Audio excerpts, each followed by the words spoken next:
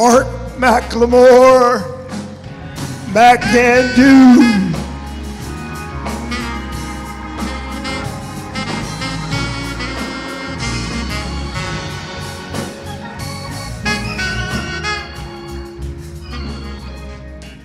So let me do a little housekeeping. Who's this? Mark Santos.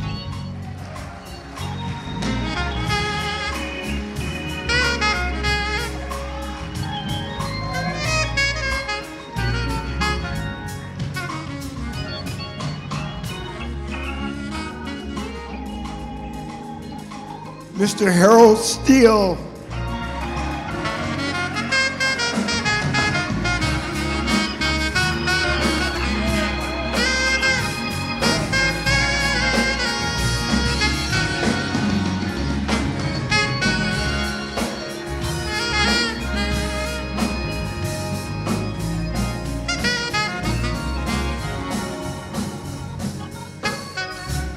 So let me do a little housekeeping. Harold, you're over here. West, you're in the front row. DT, I'm sorry, West, I'm sorry. Ty Waller, you're on the front row.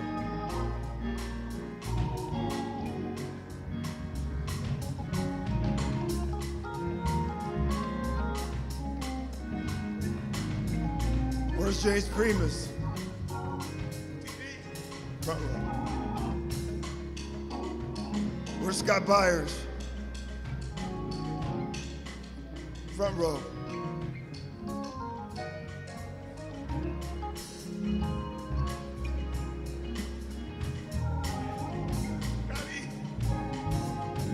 Got plenty of room. Alfie, next row.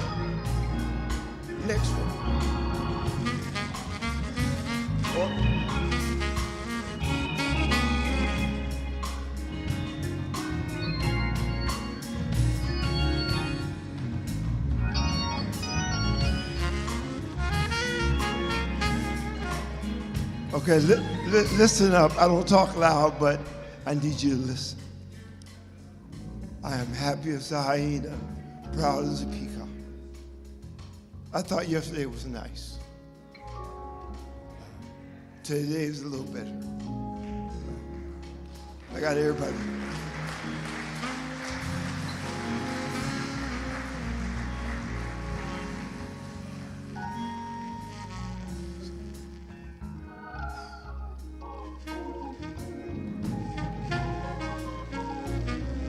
You guys came in so quickly, I didn't get a chance to say why I admire who you are. So I want to do that now. So when I think of an elder,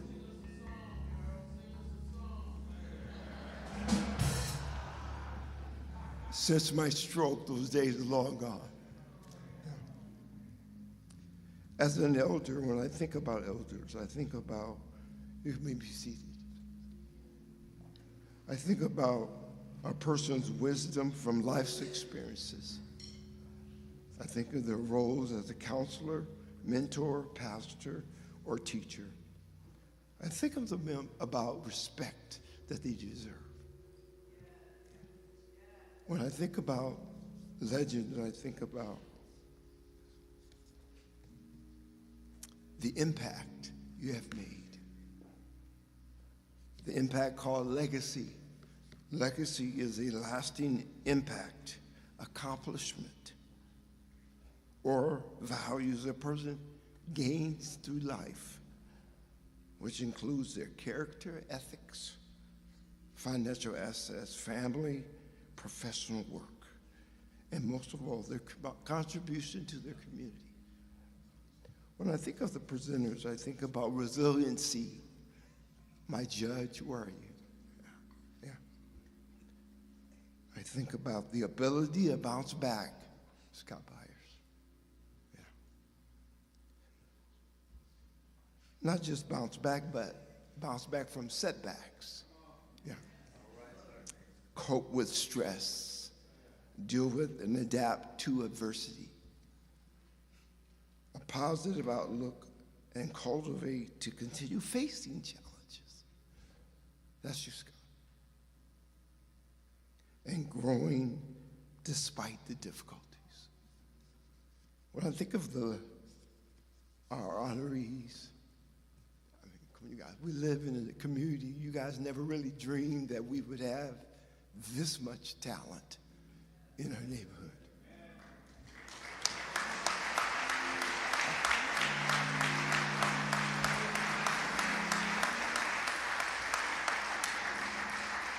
When I think of our honorees, I think of iconic greatness, mind, body, and soul. They made investments. They inspired thousands. They played in front of millions.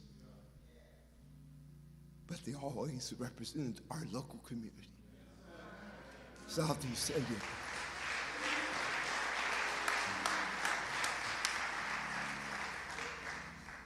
Coming to the stage for our welcome is Pastor Cedric Baltrip.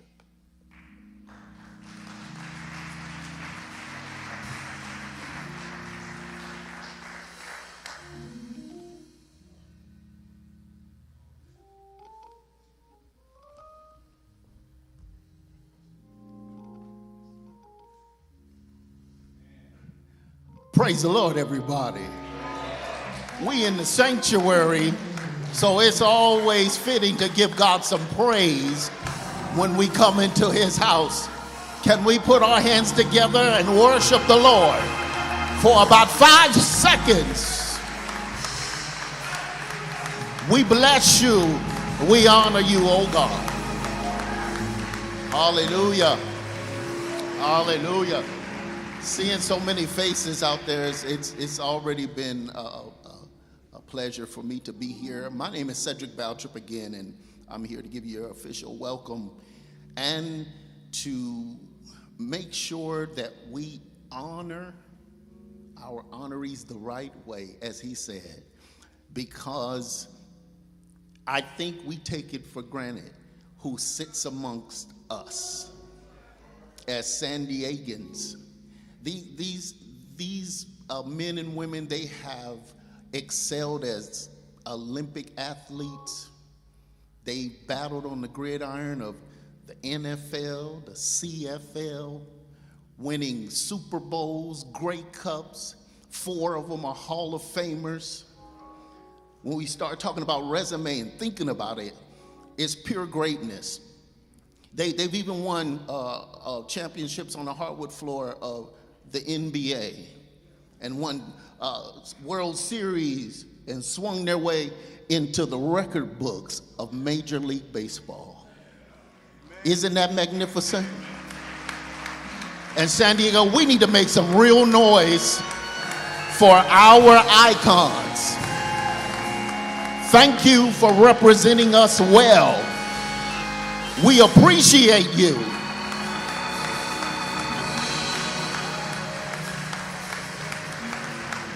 That's it, San Diego. Give it to them.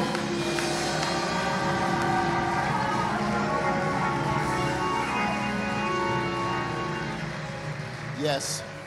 So on behalf of Harold Allen and the San Diego Sports Coalition, I say welcome, enjoy, and God bless.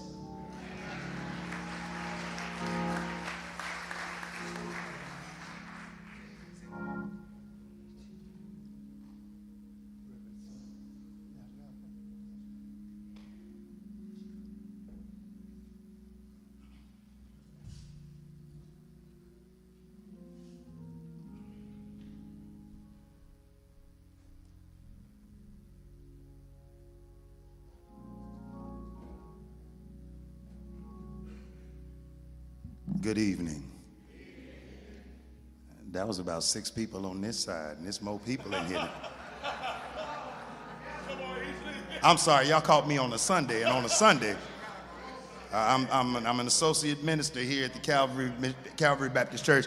My father in the ministry, proud Pastor Kevin E. Stafford, is right here, and And on a Sunday morning, matter of fact, on a Sunday in general, it's not uncommon for me to say good morning and then have to repeat myself because apparently everybody was not in the same building. So let me try it again. Good evening. All right. Is there anybody in here who's willing to bless God just for a minute? Well, if you're willing, you might as well do it. If you're willing, that means I don't have to pump you, prime you. I don't have to help you. I don't have to say nothing. Matter of fact, I bet if I just hollered out Jesus, half the room go crazy. You need to understand that as we celebrate these wonderful men and women of God, we also are honoring our history and our heritage. At this time, that's not what I was called to do, but that's what I've been called to do. So we had to do that, amen? But at this time, I would ask that you would stand and we will sing the Black National Anthem together, amen? If you don't know it, shame. If you only at least know the first verse, shame. Whenever I know she's gonna sing it. I was just setting it up. I'm only the setup man. Come on, sis. I'm just here to set it up and get it going. Matter of fact, while we waiting on our sister to come, why don't you give God one more hand of praise for these men and women of God that we are honoring on today. Amen.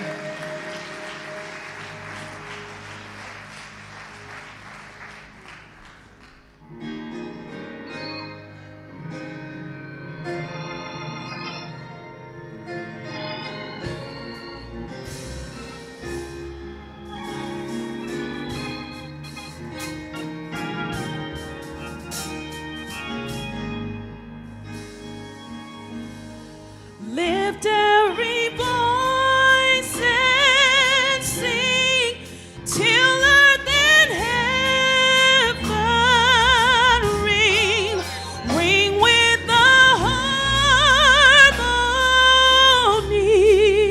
of liberty. Let our rejoicing rise high as the listening skies. Let it resound loud as the rolling sea.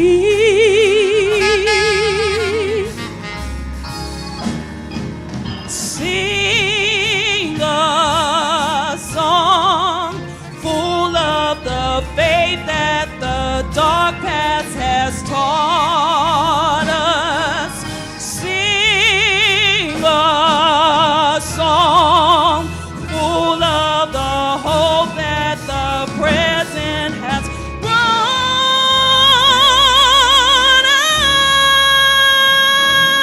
us. Facing the rising sun of a new day begun. Let us march on till victory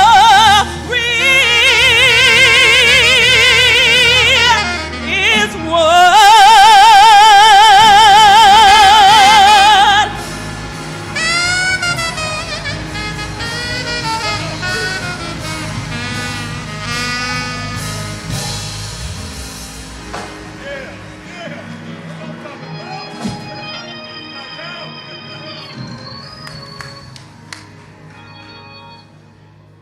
You may be seated, please.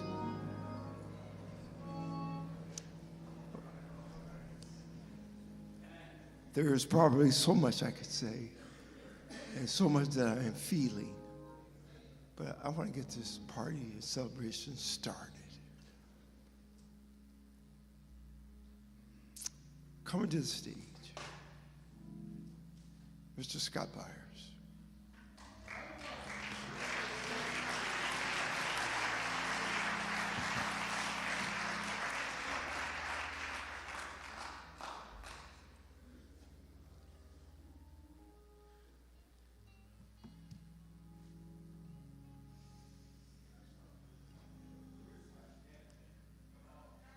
Scotty.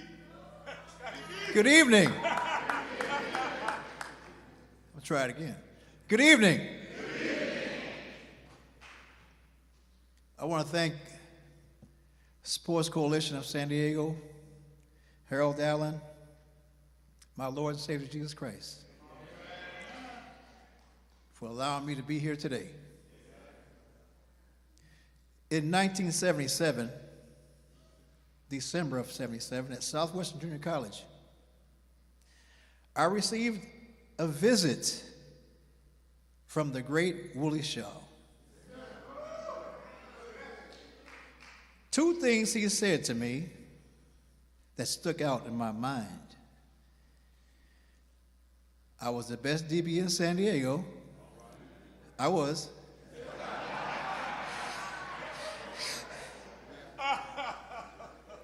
I'm recruiting you to be a starter at Cal State Long Beach.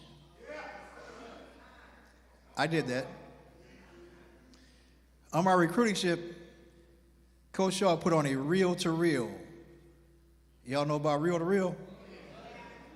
It was a one-on-one session.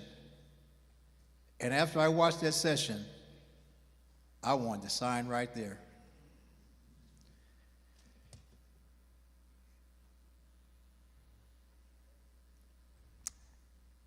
Coach Shaw, I want to thank you for being a father figure, my favorite coach, and my friend. Coach Shaw, I appreciate you and I love you. This says, congratulations, Coach Willie Shaw, for exceptional service, dedication, and leadership. Coach Shaw, will you please come up and receive your award?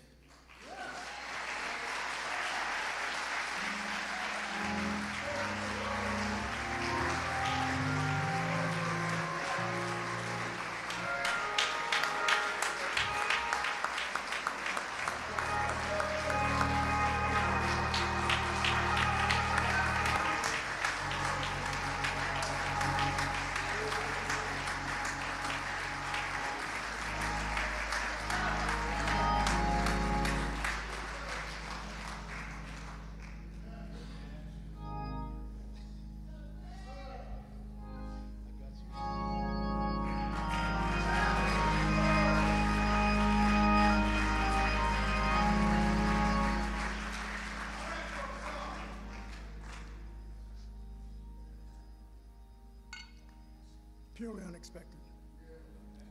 Purely unexpected.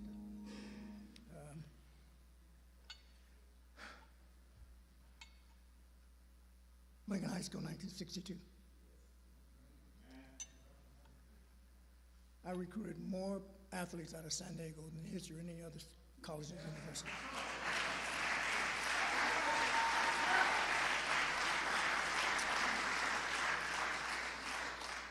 I am the only Lincolnite to coach in the National Football League. I coached 8 NFL teams, 4 universities. I'm a San Diegan and a Lincolnite.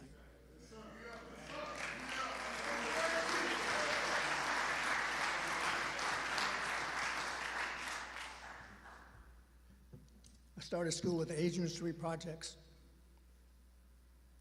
I went to elementary school at at Linda Vista Projects. I moved to Hilltop Drive, just right down from Gompers, when my daddy worked every day and saved up $700 above $10,500 house. And he got it for $10,500 because at the time in Choya's View, white people were moving to Linda Grove and they were selling their houses cheap to get out of town. I graduated from Lincoln High School in '62. I went right into the military. I was in Vietnam in '65. And when I was in Vietnam, I wanted to be a teacher. That's all I thought about. If I get out of here, now, I didn't get out of good. I got PTSD and I got Agent Orange. I had to have open heart surgery and they took out my spleen for Agent Orange. But I made it back here. I went to City College, graduated from San Diego State with my undergraduate and master's. Did my student teaching at Lincoln, and I waited to do that because I wanted to go nowhere else but Lincoln to do my student teaching. Earl Faison was the head coach there. I got my first teaching assignment at Bell Junior High School, 8th grade math and science. I went over to San Diego High School and coached with Shan Dennison because he was my high school coach at Lincoln. I went to San Diego City College to coach with Coach West because he was my junior college coach.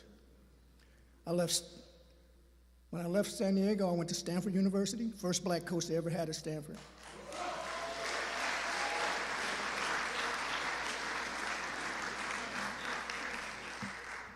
I also coached at University of Oregon, Arizona State, Long Beach State, before I went in the National Football League.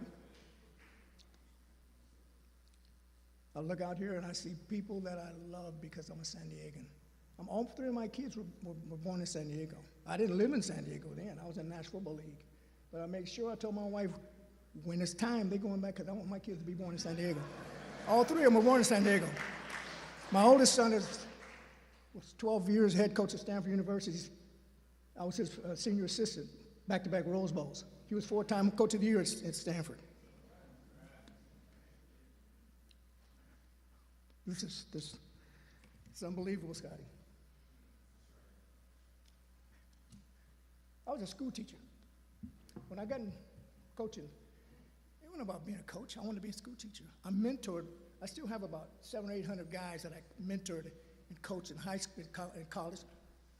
I got a guy coaching high school here at San Diego High School, Mr. Hayes. They still call me, Coach, how you doing? Just like he does. This guy calls me, texts me a lot, but once a month he said, Coach, I love you. That's all he texts.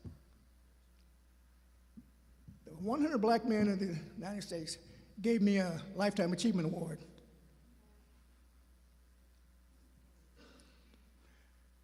Every city I was in, I worked with them because I knew they could do their job. That means I worked with them when I was with the Detroit Lions, Minnesota Vikings, St. Louis Rams, Kansas City Chiefs, New Orleans Saints, Oakland Raiders, and I was the defensive coordinator when San Diego Chargers went to the Super Bowl 1995.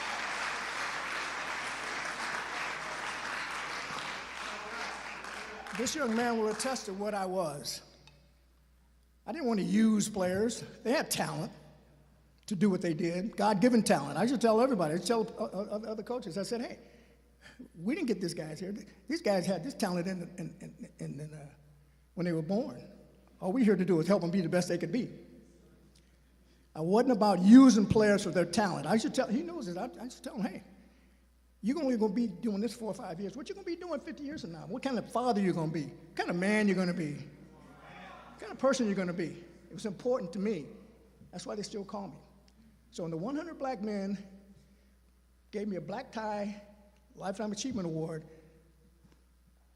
at St. Francis Hotel in San Francisco, black tie.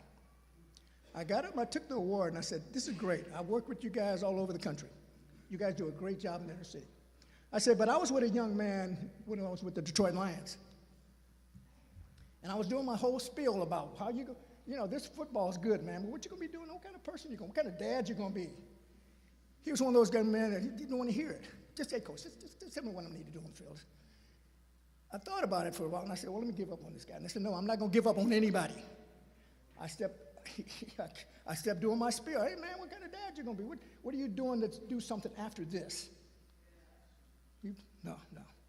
17 years later, and I'm telling this at the Lifetime Achievement Award, 17 years later, after he left Detroit and I left Detroit, my phone rang. I said, hello. He said, hello. He said, Coach, you know who this is? I recognized the voice. I said, yeah, I know who this is.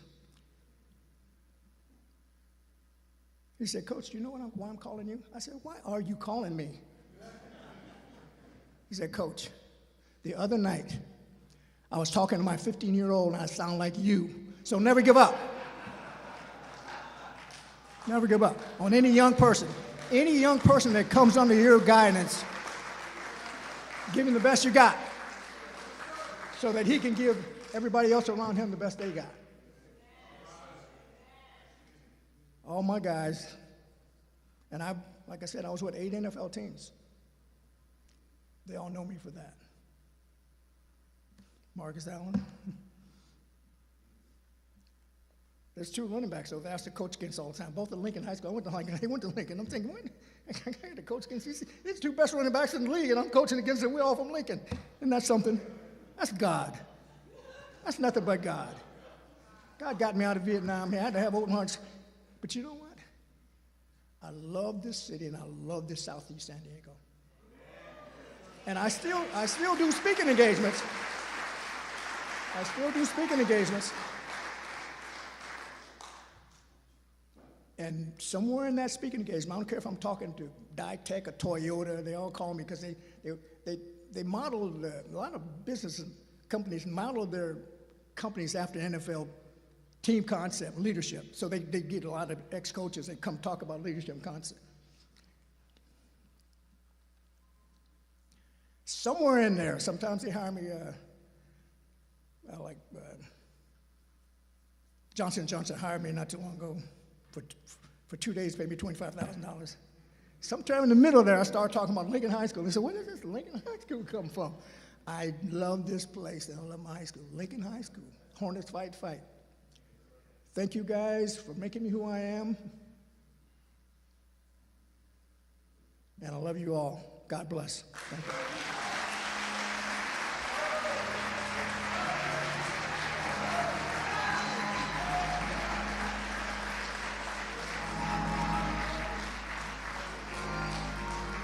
Coming to the stage is Brian Gooden.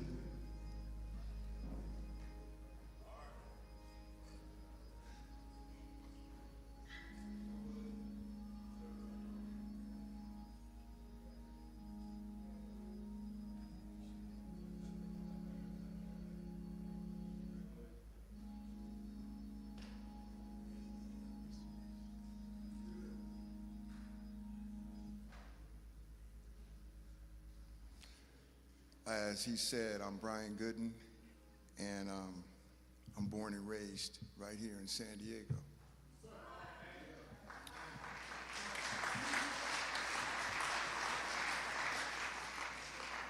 I went to Baker Elementary, O'Farrell Junior High School, Morris High School. Tigers in the house.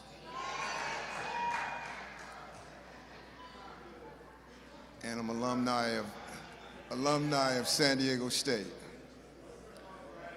Well, this gentleman that I've come up here to present this award to has had a very special impact on my life. And I met him when I was 13 years old at O'Farrell Junior High School. And one of the first impressions he put upon me and my 7th grade PE class, which was full of a lot of guys like me who really didn't want to listen to some coach that we didn't really know. But one thing I knew is he was black like me. And that made a difference because in school, I didn't see too many black coaches. I got to see them in the neighborhoods, but not in the school system. And when I met him, he was trying to get us to play handball. And a bunch of us that played football, baseball, and basketball did not want to cooperate with him playing handball. And one of the guys in that bunch had a family of about 11 brothers and sisters, and they lived right across the street from O'Farrell Junior High School. And at one point, this young man said to Coach Davis, I'm not doing anything you say. And as a matter of fact, I'm gonna go across the street, I'm gonna get my brothers, and they're gonna come back here, and they're gonna kick your butt. And he looked at all of us, and he said, well, you can go get your brother, your other brother, your sister, your uncle, your mom, and your daddy, and I'll be right here waiting for them. And from that moment on, he had all of our attention. But it went a little further than that, because he stayed with us from the 7th grade all the way to the 12th grade. And when we left O'Farrell Junior High School, he transferred up to Morris, and he became the head basketball coach at Morris. But he affected my life most significantly on the track field, because the second track meet of the season, my sophomore year at Morris High School, they put me on varsity. And on varsity, there's a big difference between the sophomores and the seniors. And I found myself running against a lot of seniors. And in that competition for the first track meet, I fell at the last hurdle. Knees busted, lip busted, dusty, all my homeboys in the stands, friends, and I got up and I walked off the track. Kind of dusted it off. Next track meet came around, and the same exact thing happened at the last hurdle, and I walked off the track. Third track meet came around, and I prayed.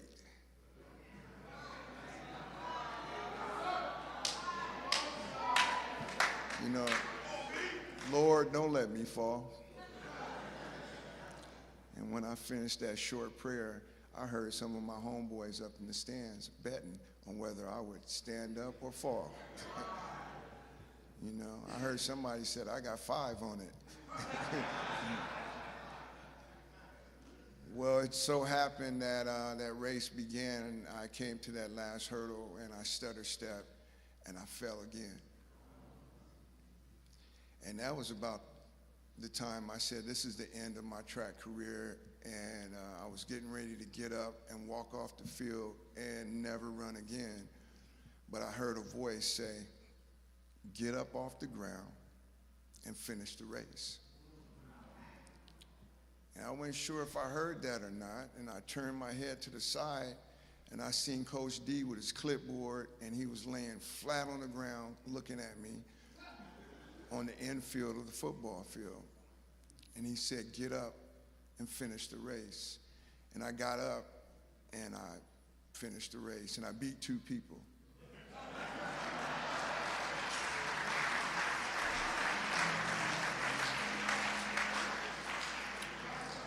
And subsequently, I graduated Morris in 1979, and my hurdle record still stands.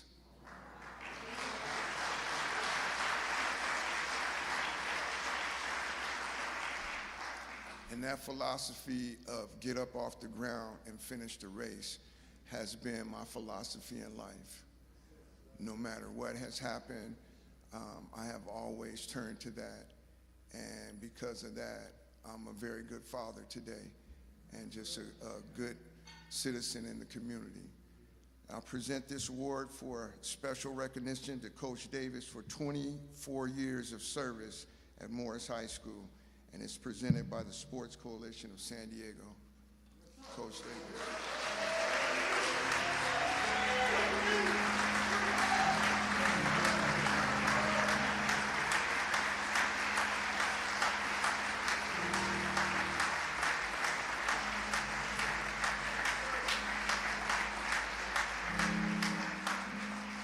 Thank you, thank you, thank you. But I'm a type of person that I believe in giving awards, not receiving them. So as long as I've been in San Diego, I never received an award. So this is the first one that I'm proud of, you know?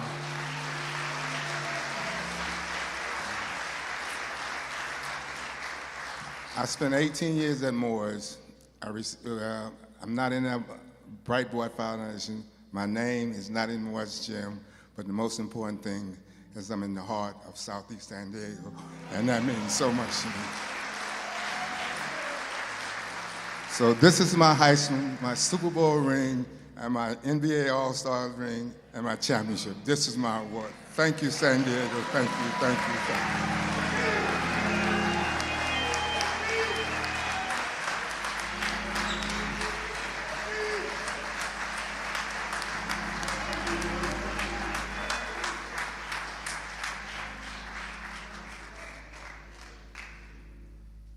got one more for you. Mark Davis, Michael Davis, come on up.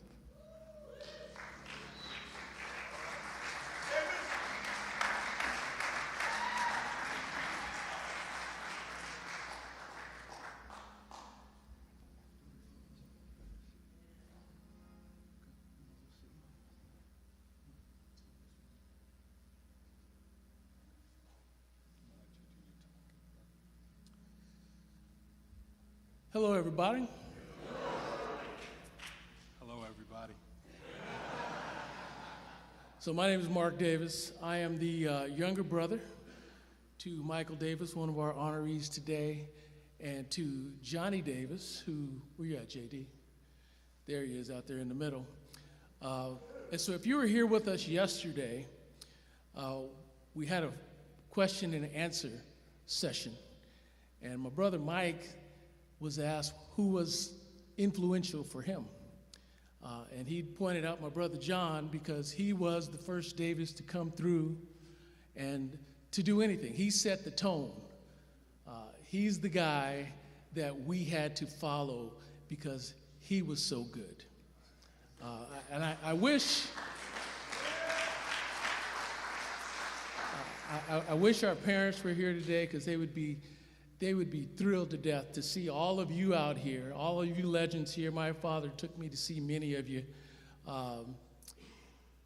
But as it stands right now, we're going to create a new legend. MD? The new legend that we're creating today, and I'm excited to share, is Johnny Davis. Come on up.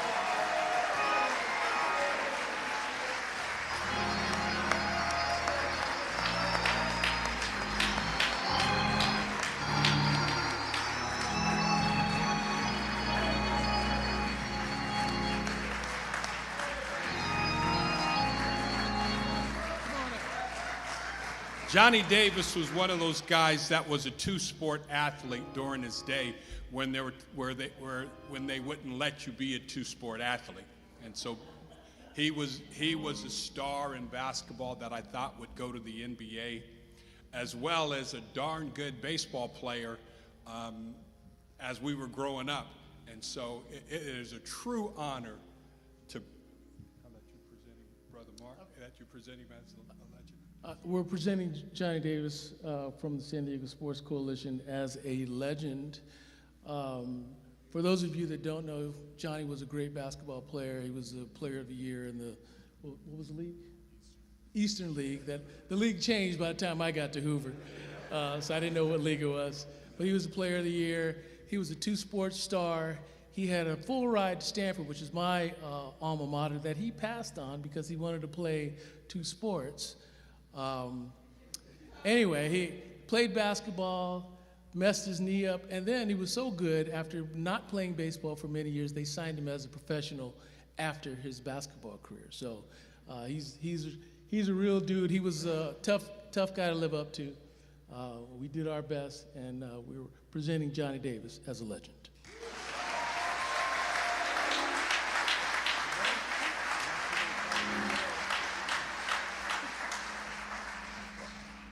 I didn't know I was getting this. That's a real surprise. But it's been my pleasure to watch so many of you play basketball. I had a great opportunity to watch my brothers grow up and play. I played with a lot of you, the Wallers I played with in baseball. I played against Michael Hayes in basketball. Played against the Brighams, Willie Brigham, Percy Gilbert. I've watched Wally Henry play. But my biggest regret, Donald Page, if you guys remember him with Kearney Mesa. But my biggest regret was I left San Diego shortly after I turned 19, and I didn't get to watch my brothers play. I was out of town and I didn't get to watch the Allens play. You know, I saw them on TV, but that was my biggest regret. So when I got done playing, it was a big pleasure to watch my brothers to watch all the other people experience all of this success. And I want to congratulate one, Harold Allen, for setting this up. Great job.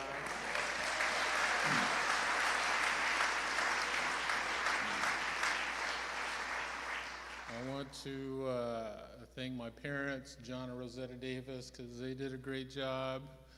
And again, I want to thank my brothers for doing this for me. Mike won a World Series with the Dodgers, and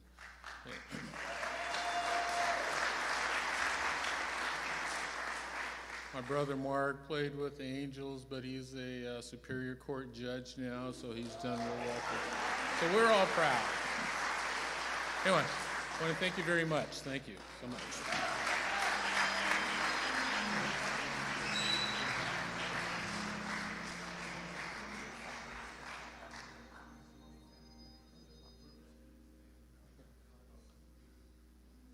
So, row 5, make room for your new legend.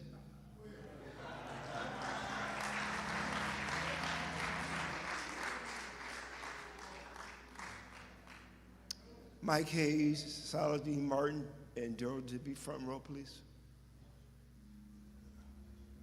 I want to bring Brian Gooden back up. Brian is working on a project in Southeast San Diego. He's not going to take long, but he wants to. I want him to describe what he's doing because it relates to the men and women that are in this room.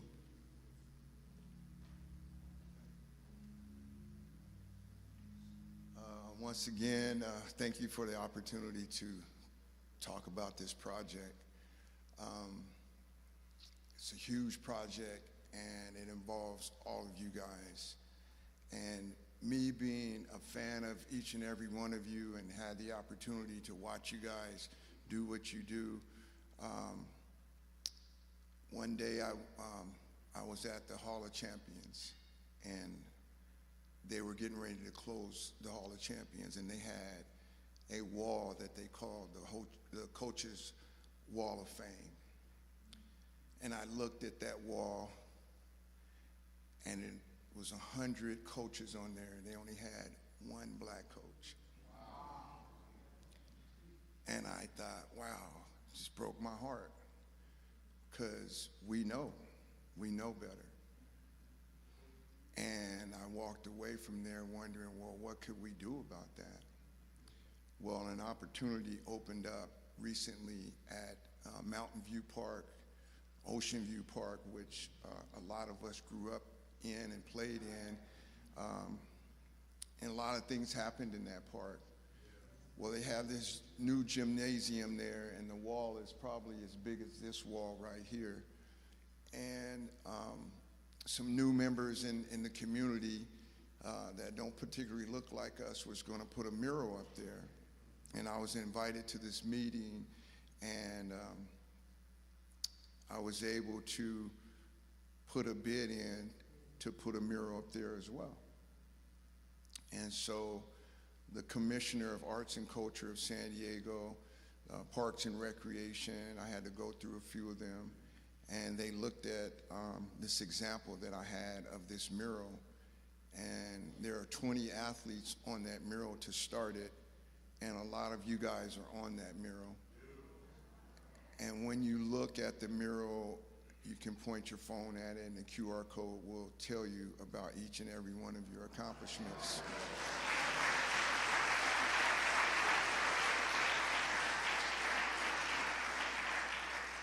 And a few of you, like Wally and Saladin and a couple others, have seen the images of this, and it just really touched my heart to see that they saw it the way I saw it.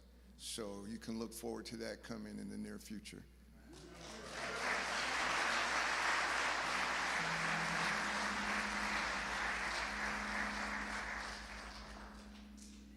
Some of you may not know, but I had a stroke, and I've been an advocate for stroke patients, Georgia and in LA and in San Diego. And so I wanted this song for me, but then I realized that was pretty selfish.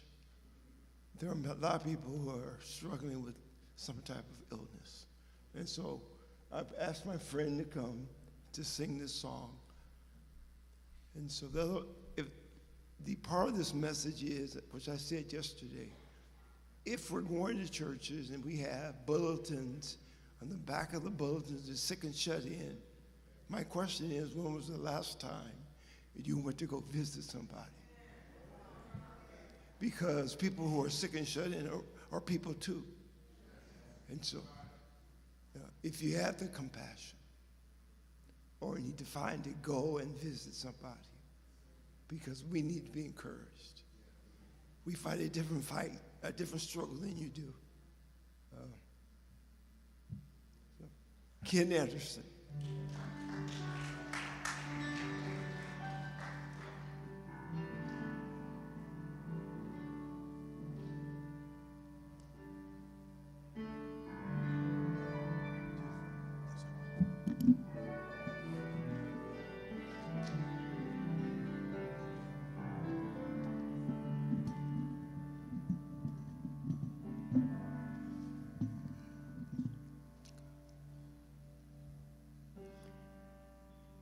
Feels so good to make it this far, and I didn't think it could take so long. There are days I wanted to quit, and I said, surely this is it, but I held on. And I watched as so-called friends turned, walked away.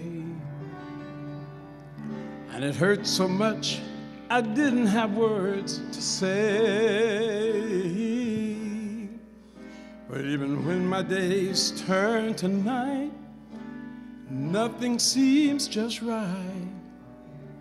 Lord, I thank you for my life.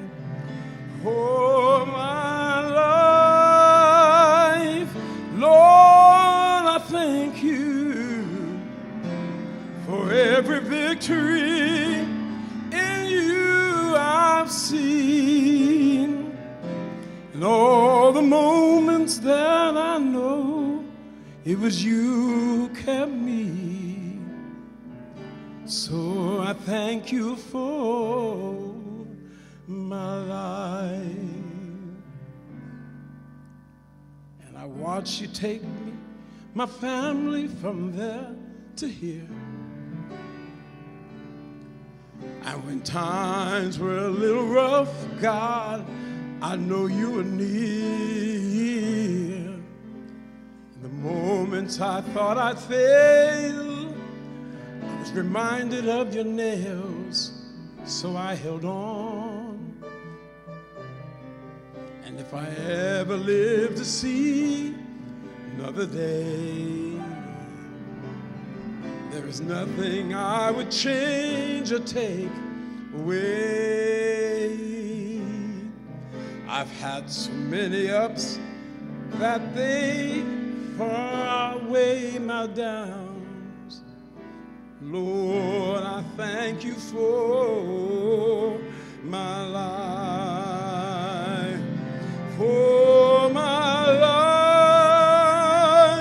Lord, I thank you for every victory in you I've seen, and all the moments I know it was you, Lord, it was you who helped me. So I thank you, Lord, for my life. I realize some didn't make it, oh God, and I could have been one of the ones who lost my way. There were times, Lord, I knew I was almost crazy. But I'm still here. I'm still here with my life. Thank God. Amen. For my love, Lord, thank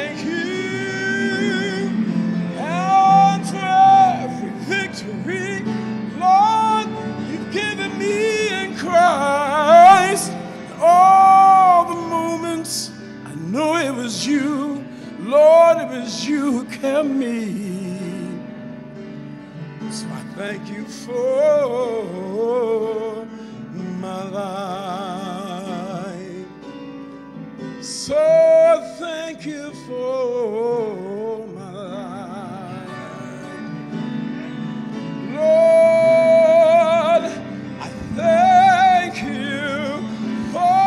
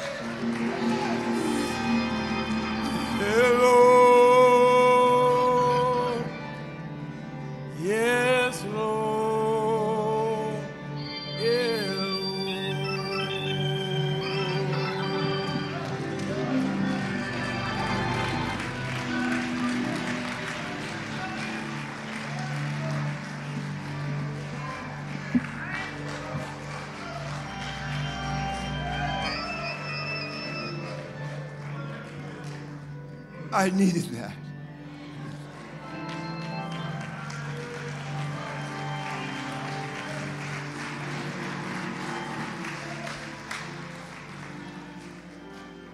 I'm a little tired now. I'm gonna go sit down. Coming to the stage is Rodney Knox. He's gonna take us home. He will be the master of ceremonies for the rest of the evening. Thank you, brother. Yeah. Hey!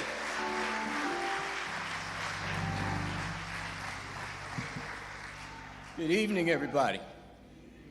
Uh-oh. Good evening, everybody. Oh, better, much more better. How's everybody doing tonight? What an amazing night, right? San Diego is showing out. Loving it, absolutely. I want to give Harold Allen another round of applause. Amazing. Amazing.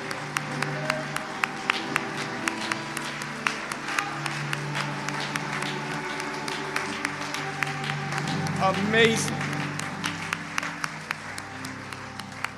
And just as humble as he can be, too. Appreciate you, brother. All right, so my charge is to introduce the presenters tonight.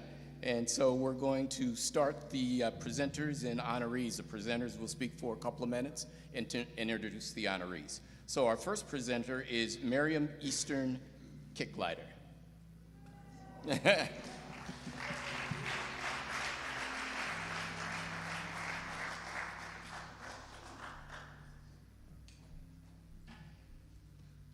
Wow.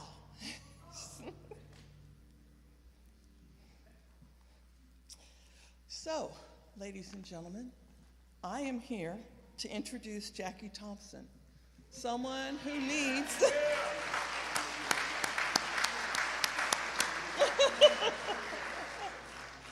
someone who needs no introduction.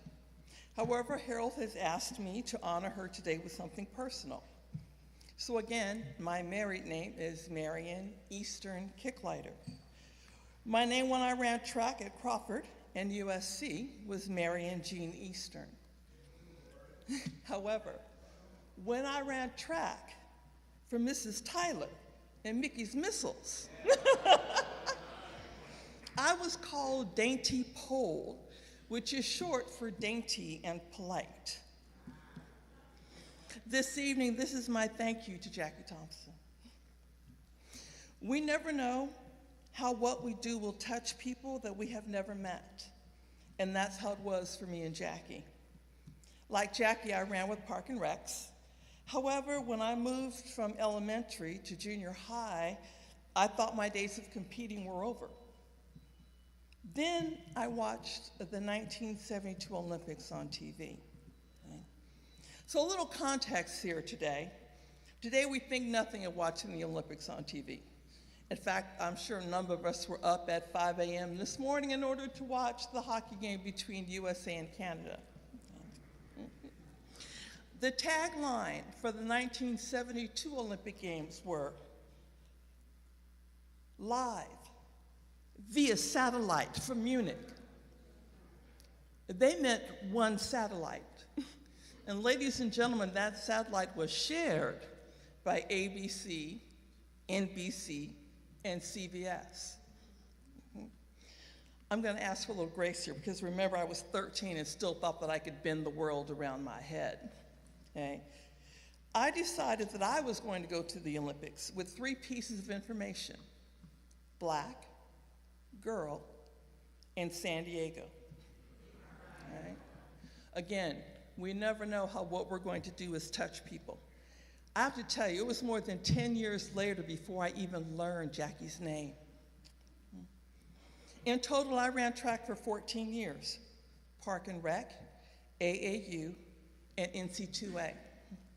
Because of this, I can tell you that except for other athletes, no one can understand the dedication that it takes to be an Olympian, particularly during the time that Jackie ran. There were few scholarships. There was no Title IX. There was no professional league as we have now. And children of color were not being educated with the expectation of attending college unless you played football, basketball, or baseball. Elite runners like Jackie, it was just you, the track, and a stopwatch. You had to be your fire that fueled your dedication.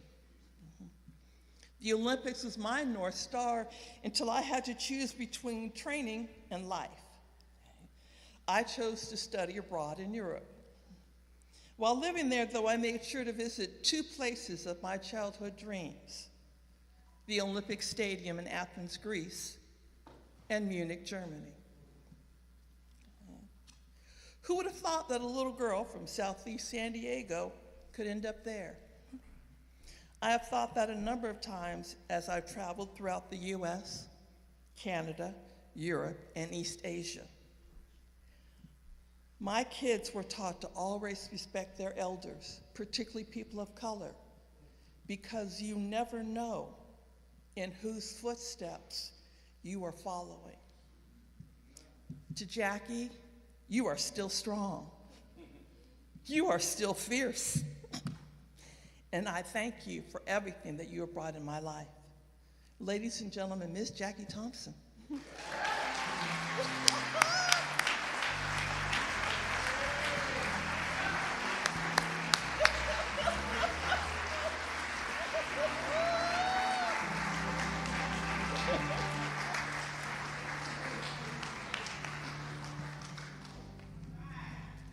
Thank you, Miriam.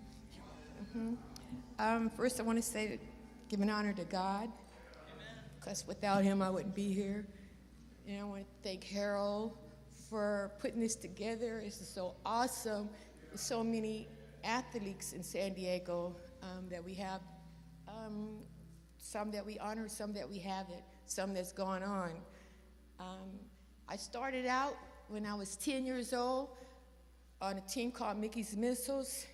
My coach started a team in San Diego for girls. She said, because boys had everything. As you can see, I'm the only girl up here, right? She started a track team, and I was very thankful that my mom took me down to Balboa Stadium where they practice weekdays. We had girls from all over, black, white, rich, poor. She called us her beautiful bouquet of flowers. And I started from O'Farrell well, Village Park really, but O'Farrell, and then I was fortunate I was supposed to go to Morris High School, but because my track coach, Miss Tyler, was coaching at Lincoln, I begged my mom to let me go to Lincoln.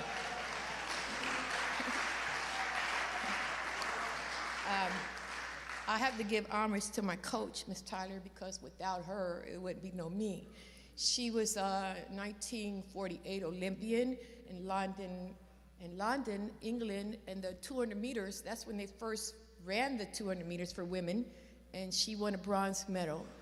And she was the first woman from San Diego, she was the first woman in the world. She's also in the History Museum in Washington, D.C., the Black History Museum.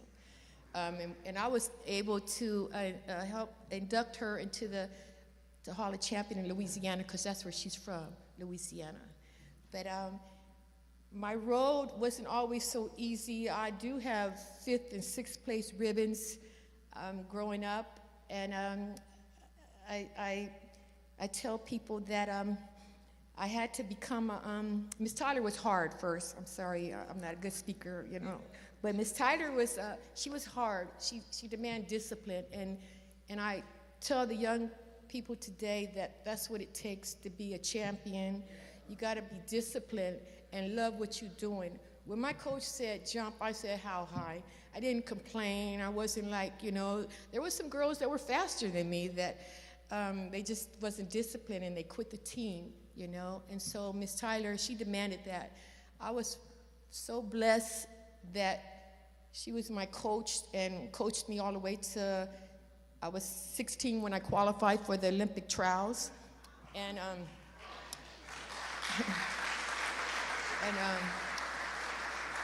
and 17 going to the Olympics was quite an honor. And in Munich, I guess you know that that's when they had the terrorists there and the killings of the athletes, which was a sad event. But I'll tell you about my story, why I didn't medal to the medal round. I don't usually talk about it, but the coaches were mixed up with the times, and they had me in the second heat. So I was on the practice track, Jason from the Olympics, working out, ready for my race. The girl runs over, she says, Jackie, you're supposed to be on the track now. They're lining up, you know? So I rushes over there. And I'm in the 3rd round. Mind you, there's only 4 rounds in the Olympics. The 4th round is that you medal. And I was in the 3rd round trying to make it to the 4th round. And so when I get over there, I'm trying to catch my breath, and I did a little bit, you know, and we know the command to start get in your blocks, you know, in German. And shot the gun, and off we went. Of course, the girl who actually won the Olympics was in my heat. And so she was a German girl, Renee Stretcher.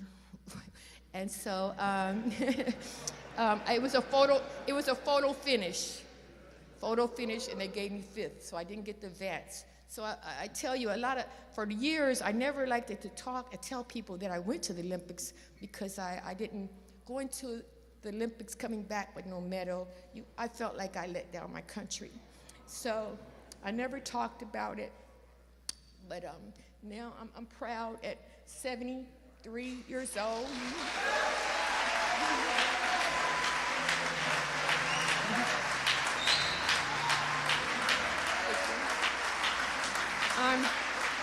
Thank you.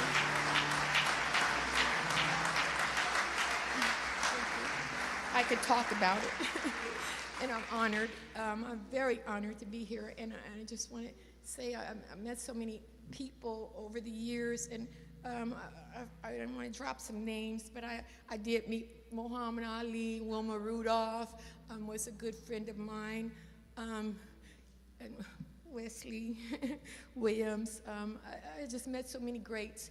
Jesse Owens, I got to meet Jesse, you know, the great Jesse. And so John Carlos with the Black Glove, and Tommy Smith, amongst others.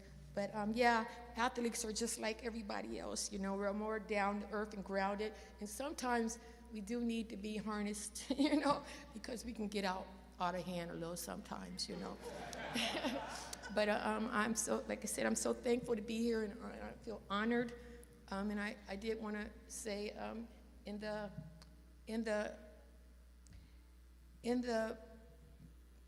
with Jesse Jackson passing on, I just want to say, keep hope alive.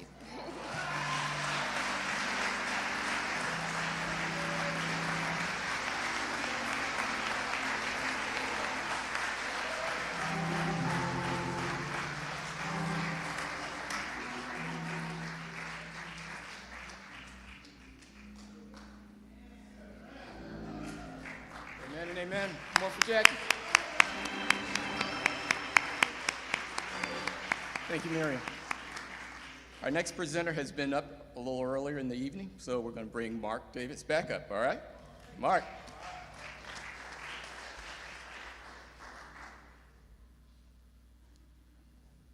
So when Harold told me that I was going to present Mike, he told me that I had to keep my remarks between 2 and 3 minutes.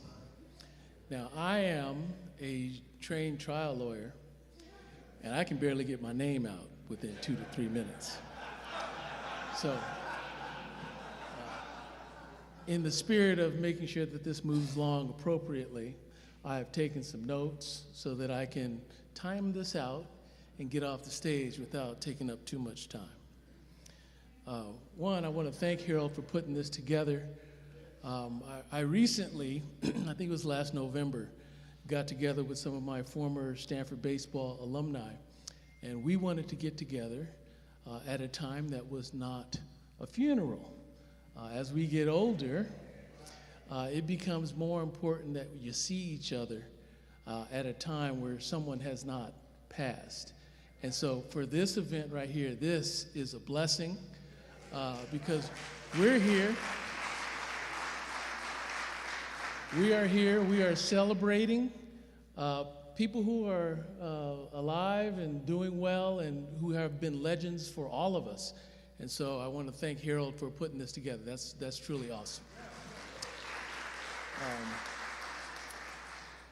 Have you ever described someone to someone else, and if it's not in a good way, you might say, well, you know, that person's different. You know, what do you know about him? You know, he's a little different. And if you say it in a certain way, you kind of know what they mean. No one would ever say that about my brother.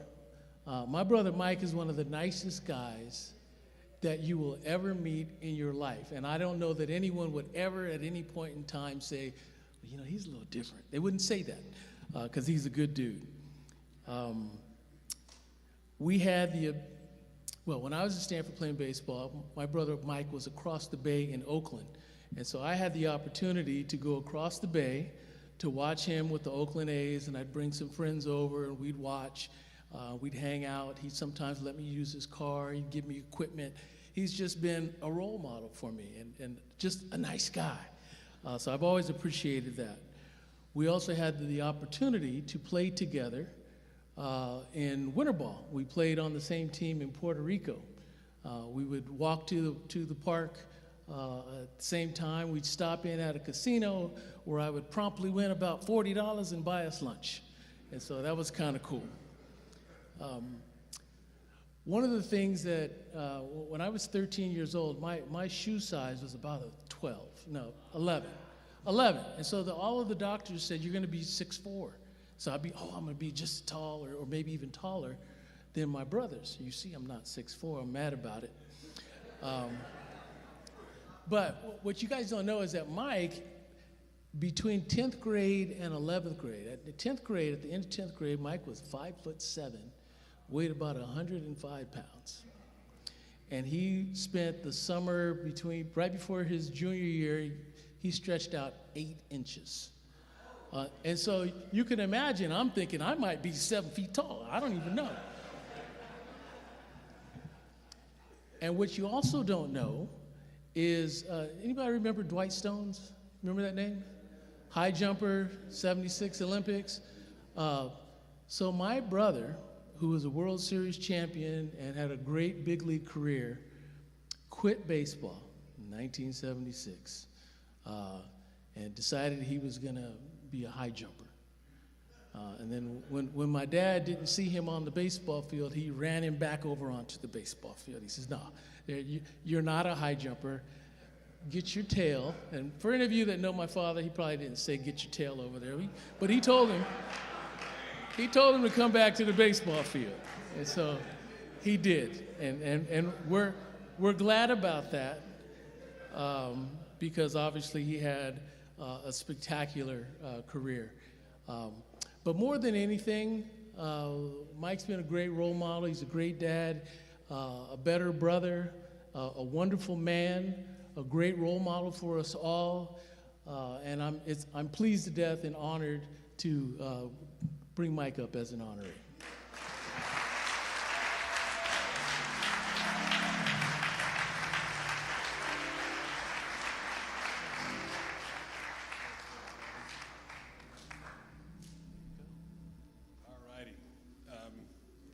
You don't know how proud I am of those. First, let me give honor to God first while I'm up there. That has been my life, and I'll probably tell a baseball story regarding how he plays such a big part of that. But I'm so excited that all the Davises always show up in bunches, you know. Just like when I've heard around the room, we have a bunch of Lincoln High School representation here and a bunch of Morris High School representation. But the Cardinals being represented here today too, folks, let me tell you.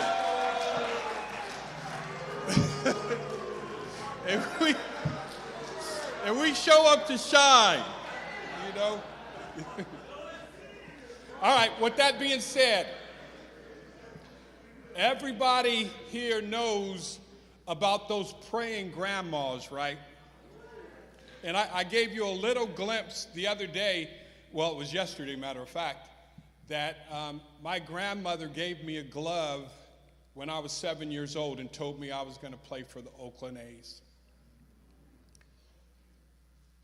At 12, Dusty Baker threw out the first pitch at Sunshine Little League. Do we have any Sunshine Little League representation here? Yes, sir. All right.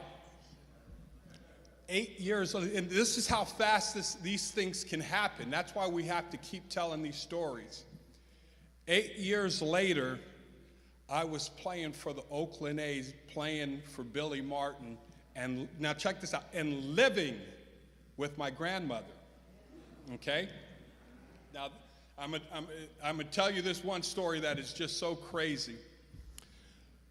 I played at that time behind the best outfield in baseball, which had to deal with Ricky Henderson, who passed recently, Dwayne Murphy, and Tony Armas. I'm so glad to see Mark McLemore here too. The tough part, I can wonder sometimes. I look around and you recognize somebody, and there's a story that comes along with when you see somebody. I see Daryl Denby, talked to him earlier today, and it reminded me of all the workouts we did when we were young kids at Kalina Park. But let me get back to my story. All right. So I played behind the best outfield in baseball, which meant at that time in 1980, as a 20-year-old kid, I never played. That's the basic truth. I told you I was living with my grandmother. My grandmother wakes up one morning and she says, "You're going to play today." And I laughed at her a little bit, kind of like I just did there. And I said, Gigi, we called her Gigi. I said, "Gigi, I know you know Jesus, but you don't know Billy." And so what happened, Billy would post the lineup the night before most of the time. And my grandmother would give me some orange juice, and we would pray almost every morning when I lived with her. So I get to the ballpark, and the first thing that I did was I checked the lineup to see if my name was in it, because she was adamant it wasn't. And so as a 20-year-old kid, the first thing I thought, oh, I can't wait to get home to tell Grandma she missed it this time. But, so I went through what the regular guys do. You go through with your extra hitting and all the other stuff that you do. And about 20 minutes before the game starts, one of our outfielders gets a crick in his neck. And I get a starting bid, one of my first starting bids.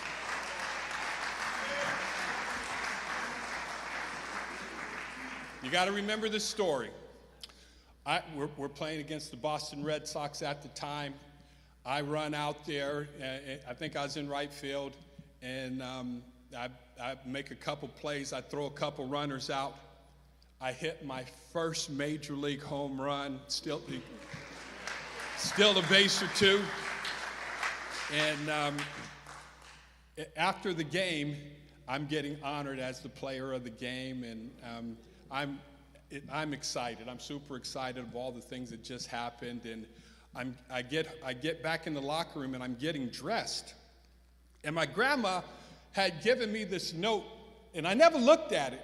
I just put it in my pocket. But while I'm getting my clothes back on, I reach in my pocket and I pull this note out that she had written to me. She had written, "Peace, love, happiness. Have a good game and hit a home run."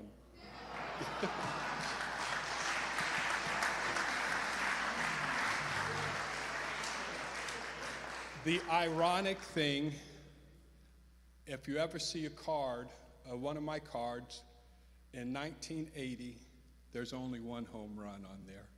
And that's the one my grandmother had prayed about and all those things. I'm going to tell you the reason that I share that with you today is because God has a way of making your daydreams come true.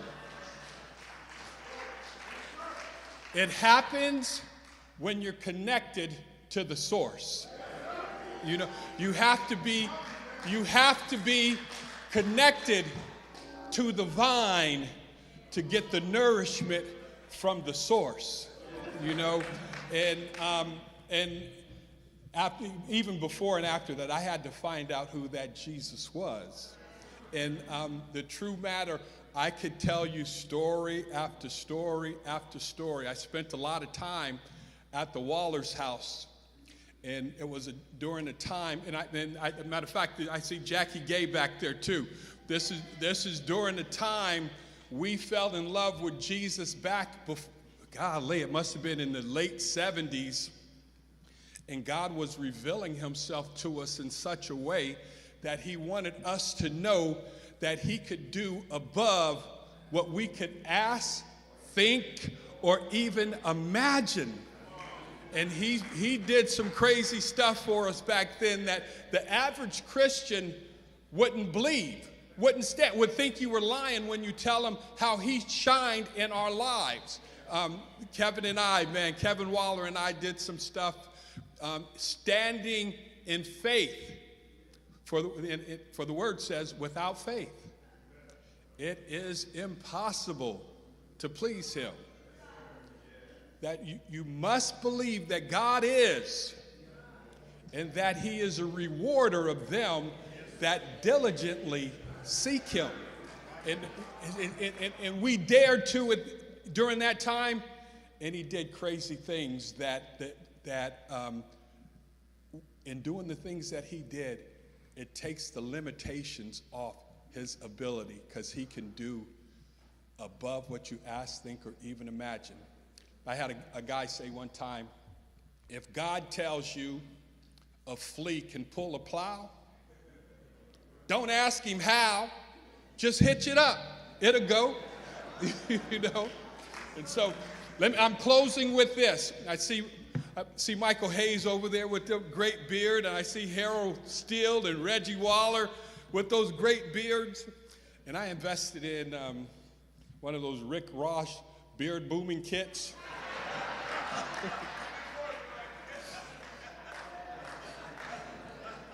It ain't kicked in this first 60 years.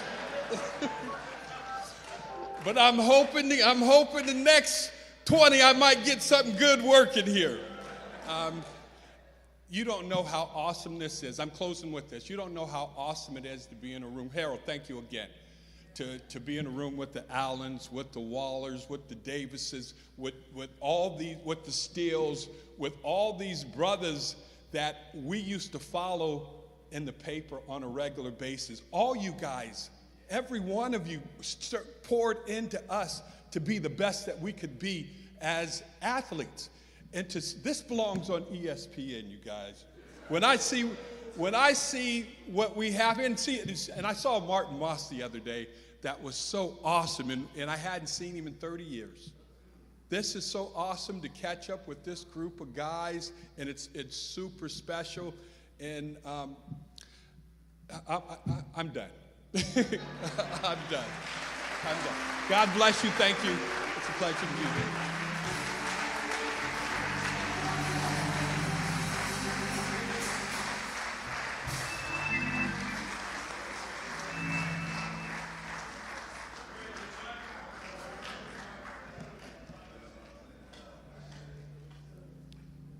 Go, Mike.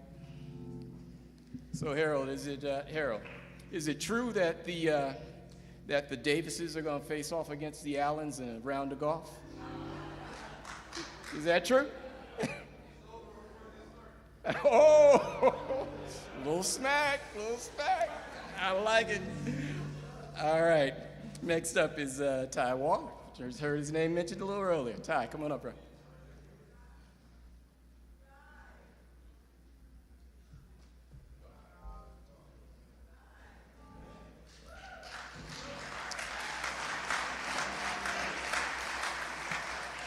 I'm going to say first, giving honor to God first, who is very special in my life.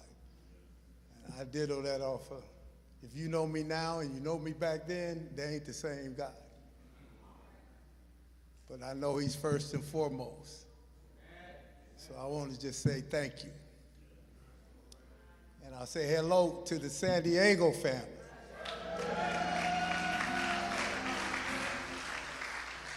Y'all, I don't know if everybody feel the way I do, but anytime I left San Diego to represent a sports event, I felt like I gotta show up. I gotta show up. I gotta make them know who I am and where I'm from. And you know where I got it? Guys like Harold Steele, Wally Henry, them guys that were ahead of us. And we used to go out to the games and watch them. The whole neighborhood would show up just to watch them play. You know how good that felt? We've lost some of that now. And we got to get it back. We got to get it back. We got to touch one that touched one. He just talked about Jesse Jackson. One touch one, another one touch another. Man, you can make an impact, even in Southeast. But I'm going to start out with this. All you guys that was here in San Diego playing, you couldn't have been nowhere else. God set you up to be in San Diego so you could meet the people you needed to meet to become who you needed to become. You didn't know it. Your mom and daddy didn't know it. God made sure they got together so you could be born, to show you who you were and the impact you could make. It took a lot of traveling for me to realize that. But when I look back, I thank all you guys, the ones that was before me and the ones that came after me, because I follow you all. If I missed you, I just was never around. But everybody I know talk about the history, not just here, the friends that I follow, the people I met along the way poured into me, and we're doing the same, so don't stop. I thank the Allens for showing up and doing this. I thank Red and Gwen for doing what they did way back when. That's where it started. So my memory's clear on where I came from, who was touched. Skeeter Freeman. his family. And I thank y'all for the stories. I thank you for the highlights. I watch you. I watch you when it's going good. I watch you when you're going bad. I want to see what comes out on the other side. And that leads me to the man I want to talk about today, and that's Kevin Mitchell.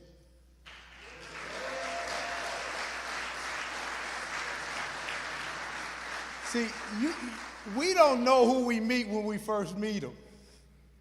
You don't know what's inside that young man you're competing against sometimes, or just showing up, want to be a part of something.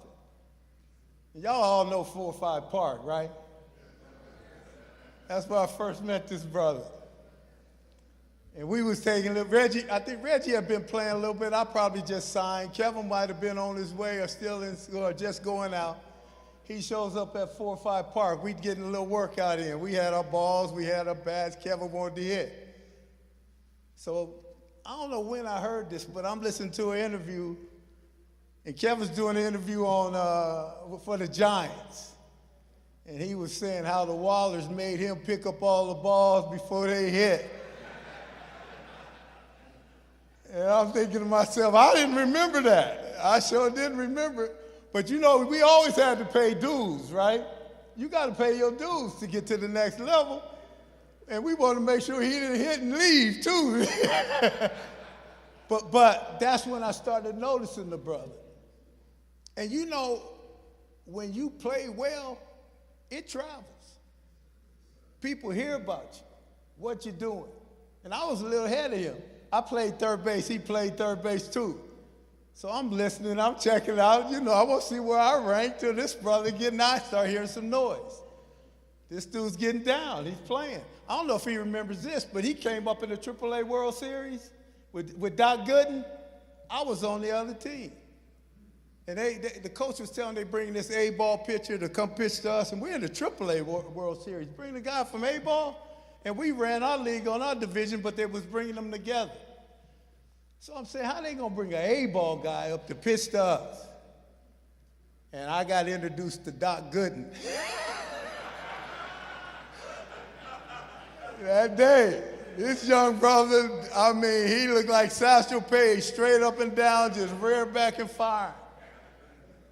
Rear back and firing, and Kevin was on that team. That was our first, that was the only time I competed against him in the game. But what I saw, though, I saw the determination. I saw the will to play. I saw the heart of somebody that wanted to show something. And I never did not see that in this brother. The best things that you can hear comes from your teammates a lot of times, the guys you played with, not what you read in the papers. It ain't about the papers. Sometimes they trying to make you look bad. But what I heard about this brother and all the teammates to this day, Kevin, when people bring you up, man, they know who you are. And see, the people that really know you, know what you went through. And I don't know if you guys know, Kevin had a brother that played too, Tommy Mitchell. How many of y'all know Tommy? That brother could play too. May he rest in peace, because he's going on to the Lord right now. But that's what makes a difference. It ain't what you start, it's how you finish. Somebody was saying, when you get knocked down, can you get back up? Can you keep pulling through? Nobody decides where you end but you. How can somebody tell you what's inside of you and what you're capable of doing? Only if you're listening and believing. When he talks about the word, without faith, he said, you walk by faith, not by sight. It ain't what you see. These will fool you. These will fool you. So I'm proud of this brother that anytime somebody tried to sway him, he wasn't listening. He knew who he was, and he wasn't afraid to say it to anybody. And once you come out on the other side, and I'm going to say this before I ask him to come up, the best measure of any man or woman is time. We all can get time tested and see what comes out on the other side. And if you don't see a winner, change that mirror until you see one when you look in there. And make sure you're the one that come out right on the other side. And I want to introduce you, Mr. Kevin Mitchell.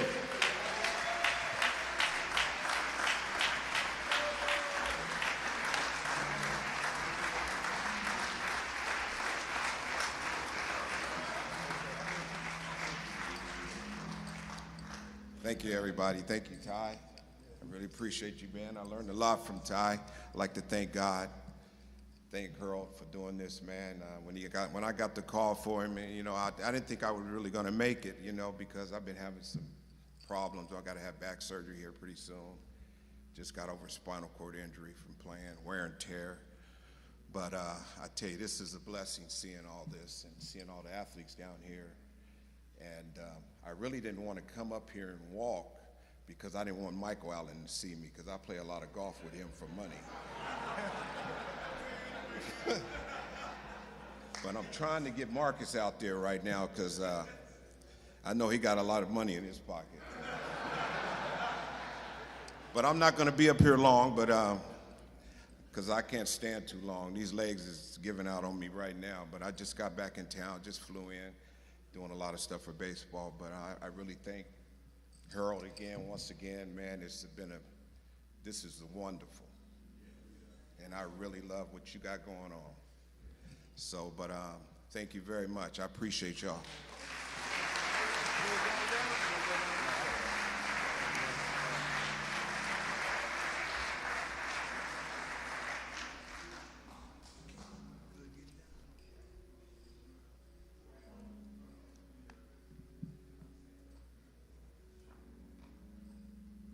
Give Kevin another round of applause.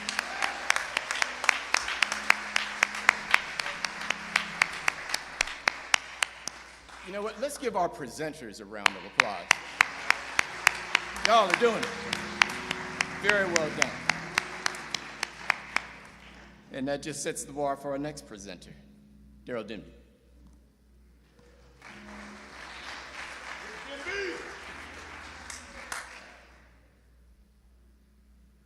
Good evening, everybody. I want to give a thanks to Harold Allen and the Sports Coalition for putting this amazing event on tonight. Amazing crowd out here tonight. Good to see all the athletes. I'm here to bring on Mark McLemore, 19-year MLB vet. Mark's journey started in Canton Little League playing for Mr. Allen. Went on to Morris High to a 19-year big league career. I don't have a lot of fun facts, but I want to talk about his skill set. Now, Mark had amazing footwork around second base. And Mark played multiple positions, but around second base, we grew up in an era on a hard ground ball. We're going to break up that double play. We coming in hard to take you out. I don't think nobody took Mark out. Mark would play inside, step outside, over the top, on the back of the base, had a great footwork. Arm strength, Mark played 6, 7 positions. Second, short, third base, all the outfielders. You know, when we come up in Little League, we'll say we'll put the little guy play second base because he can't throw, he doesn't have a strong arm. That might work for Little League, but not in the big leagues. I seen Mark make several plays, 10 feet into the right field, outfield, coming up, glove hand and throwing somebody out, glove flip, shortstop, deep in the hole, in the 5-6 hole, on the backhand, throwing people out. So Mark was actually a true athlete, a switch hitter, and had a high IQ. Mark would outthink everybody. Mark did the shift 30 years ago. He was setting the defenses. He was the coach out there. He was already setting the defenses. You know, most people say, a lot of guys, athletes will say, baseball is the hardest sport to play, especially when it comes to hitting. We're talking about consistency. Can you be consistent for 400 to 500 at-bats? An elite pitching. Mark did it for 19 years. Played multiple positions, high IQ. That's the true definition of an athlete. I spoke with Mark last summer. We had a family reunion in Arlington, Texas. I reached out to Mark. We were trying to get some group tickets. My cousin told me, I'm trying to get group tickets. I said, well, let me reach out to my buddy. I called Mark. Mark told me, pick out a section, let me know how many people. We picked out the section. We had 50 people. Mark took care of it, gave us discount tickets. That's the type of friend that Mark is.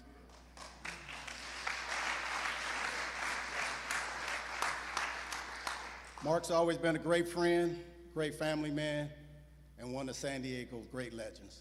Ladies and gentlemen, Mark McLemore.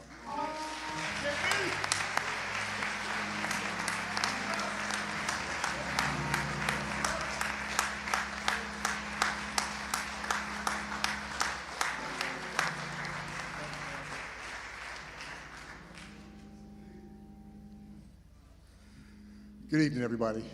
Man, it's been a minute since I saw you. We've talked, and I love that. Harold, I gotta say thank you, man. Over the years, we've always talked. You've always made me think, not just go out there and play, but you've always made me think about what I was doing, how I was doing it. Was I leaving something behind for everybody else? So thank you, my brother. Big bro, as I like to call you. And thank you again for Mac Can Do. That's always run through my mind. That's the nickname he's had for me. Now, initially, I said, okay, I wasn't going to be up here very long, but I saw one of my idols in the house tonight, and I have an absolute story that I have to tell because I've never told him this story. Mr. Gary Templeton.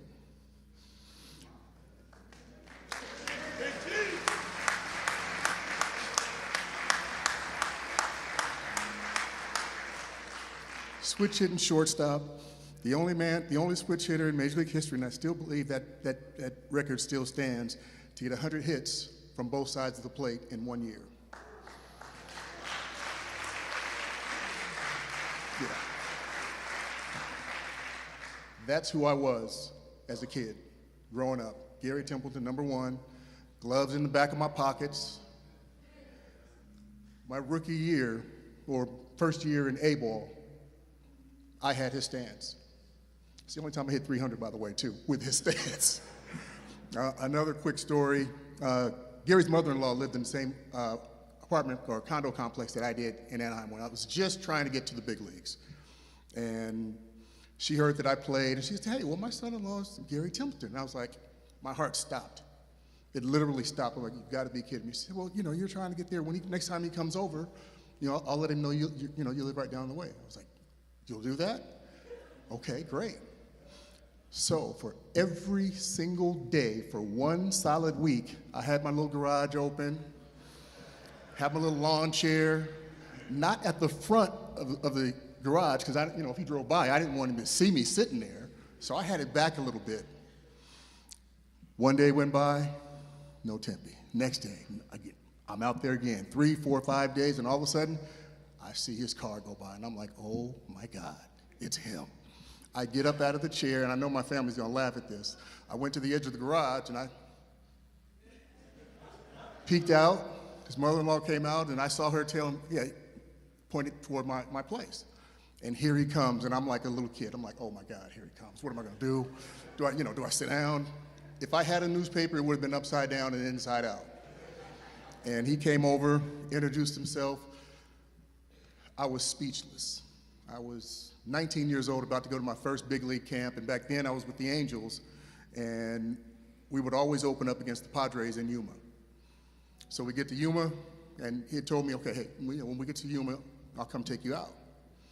Get some dinner, lunch, or whatever, and you better believe, when we got to Yuma, he found me that first day. He said, okay, I'll pick you up, and we'll go to lunch. And that's exactly what we did.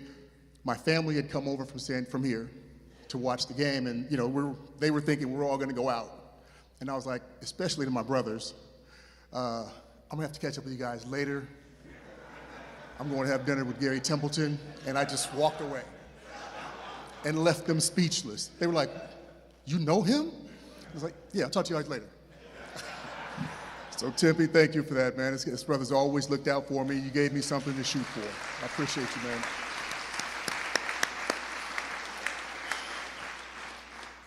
I think everybody that's here can agree with this. None of us were able to make it without help. You know, we talk about the people in our lives, moms and dads, and back then I know when I was coming through, dads were the coaches. They were our coaches. They'd come pick us up for practice. They'd make sure we all got home safely. I don't know how many times we were on the back of pickup trucks, and I know kids have no idea how this is now, but yes, we used to ride on the back of pickup trucks and sit on the side rail. Nobody ever fell. Nobody ever got hurt.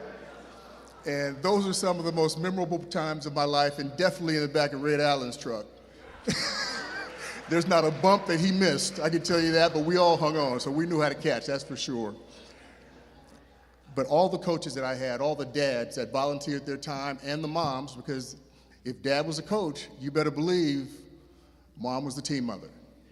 So to all the coaches, all the dads and moms, Red Allen, Mr. Carmichael, Mr. Washington, Mr. Farmer, all of my coaches and team mothers, thank you from the bottom of my heart.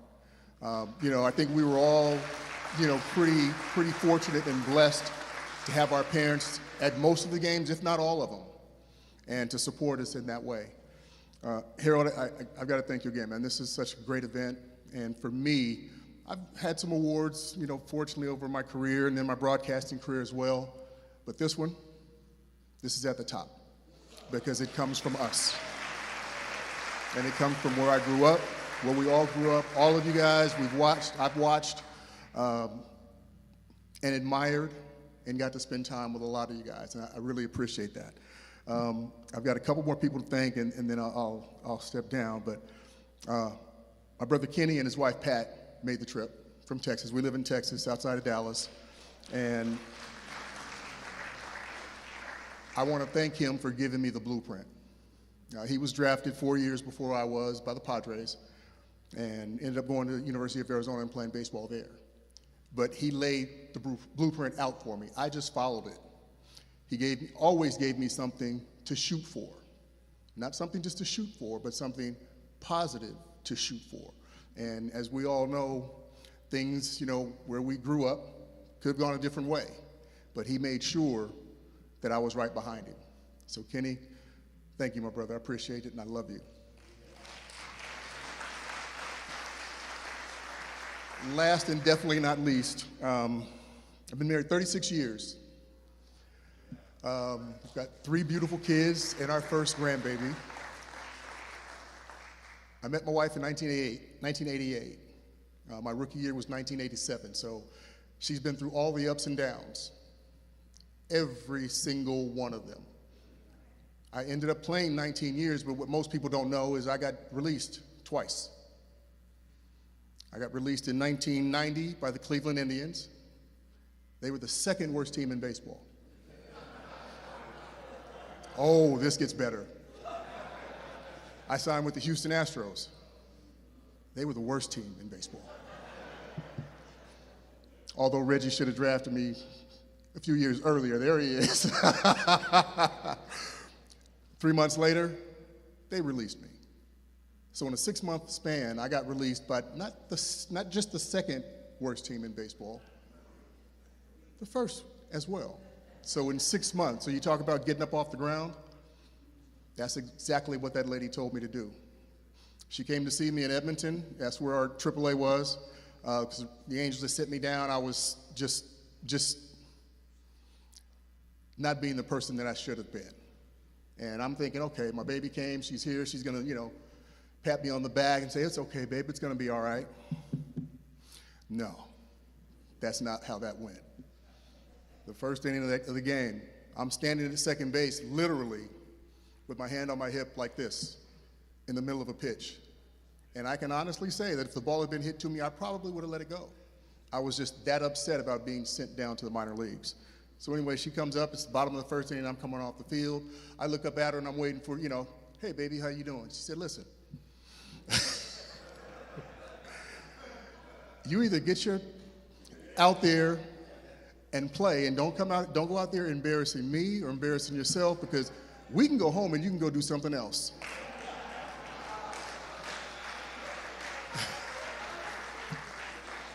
It wouldn't have been so bad if the whole stadium didn't hear her.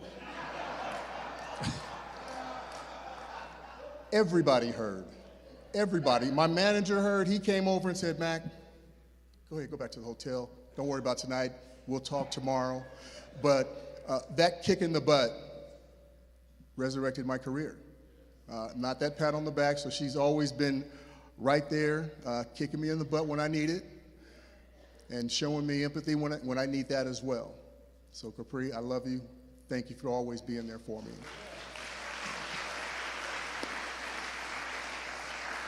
And Harold, man, I gotta say thank you again. Harold does so much for our community. I think it goes unnoticed, unrecognized. Brother, you have been one of those guys for me that I've always looked up to, always sharp, dressed to the nine, so I had to kind of represent today. So thank you, man. I love you. Thank you, guys.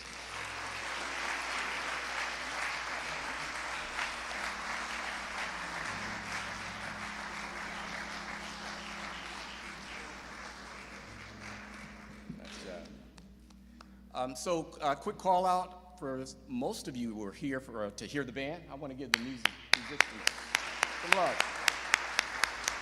All right?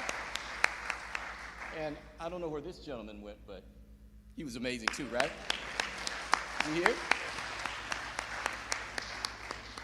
All right, our next presenter and honoree are really close to my heart. I grew up watching these guys and just idolizing them. So I'm going to bring up first Saladin Martin.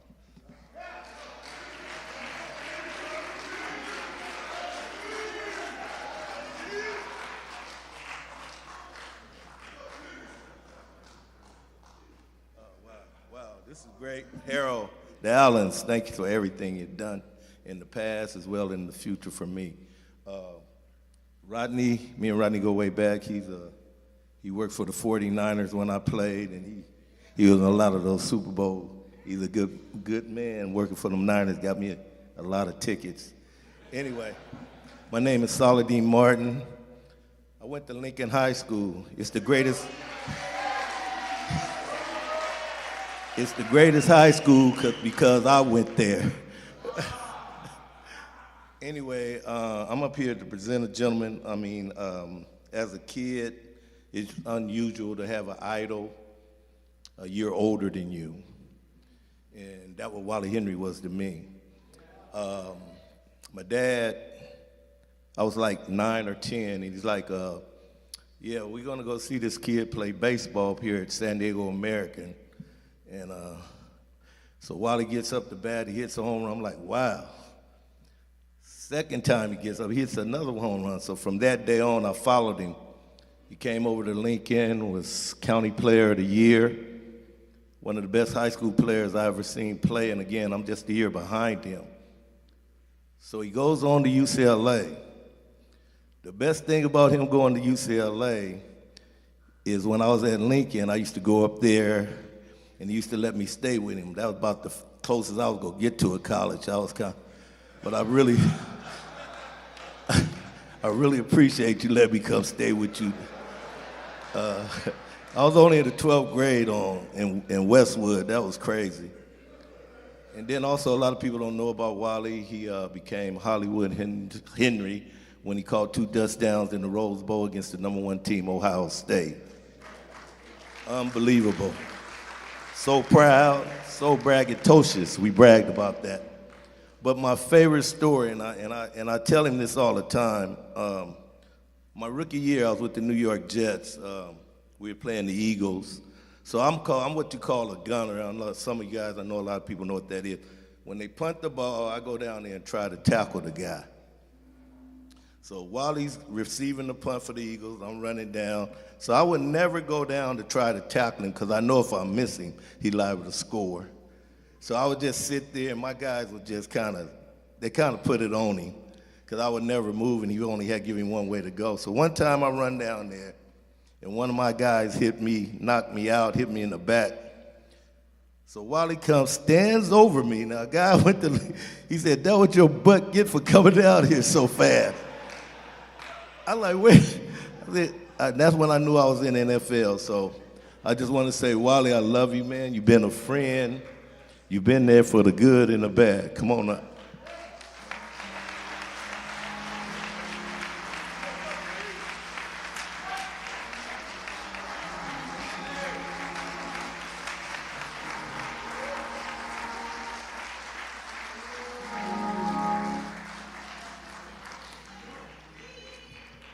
Thank you.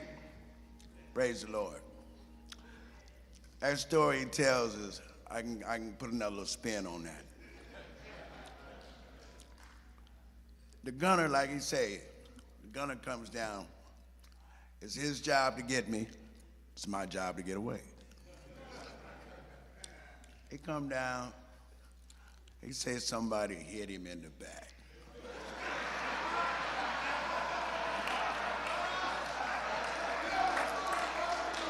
What I think that really happened, you know, I did one of them Hollywood shakes on him, you know.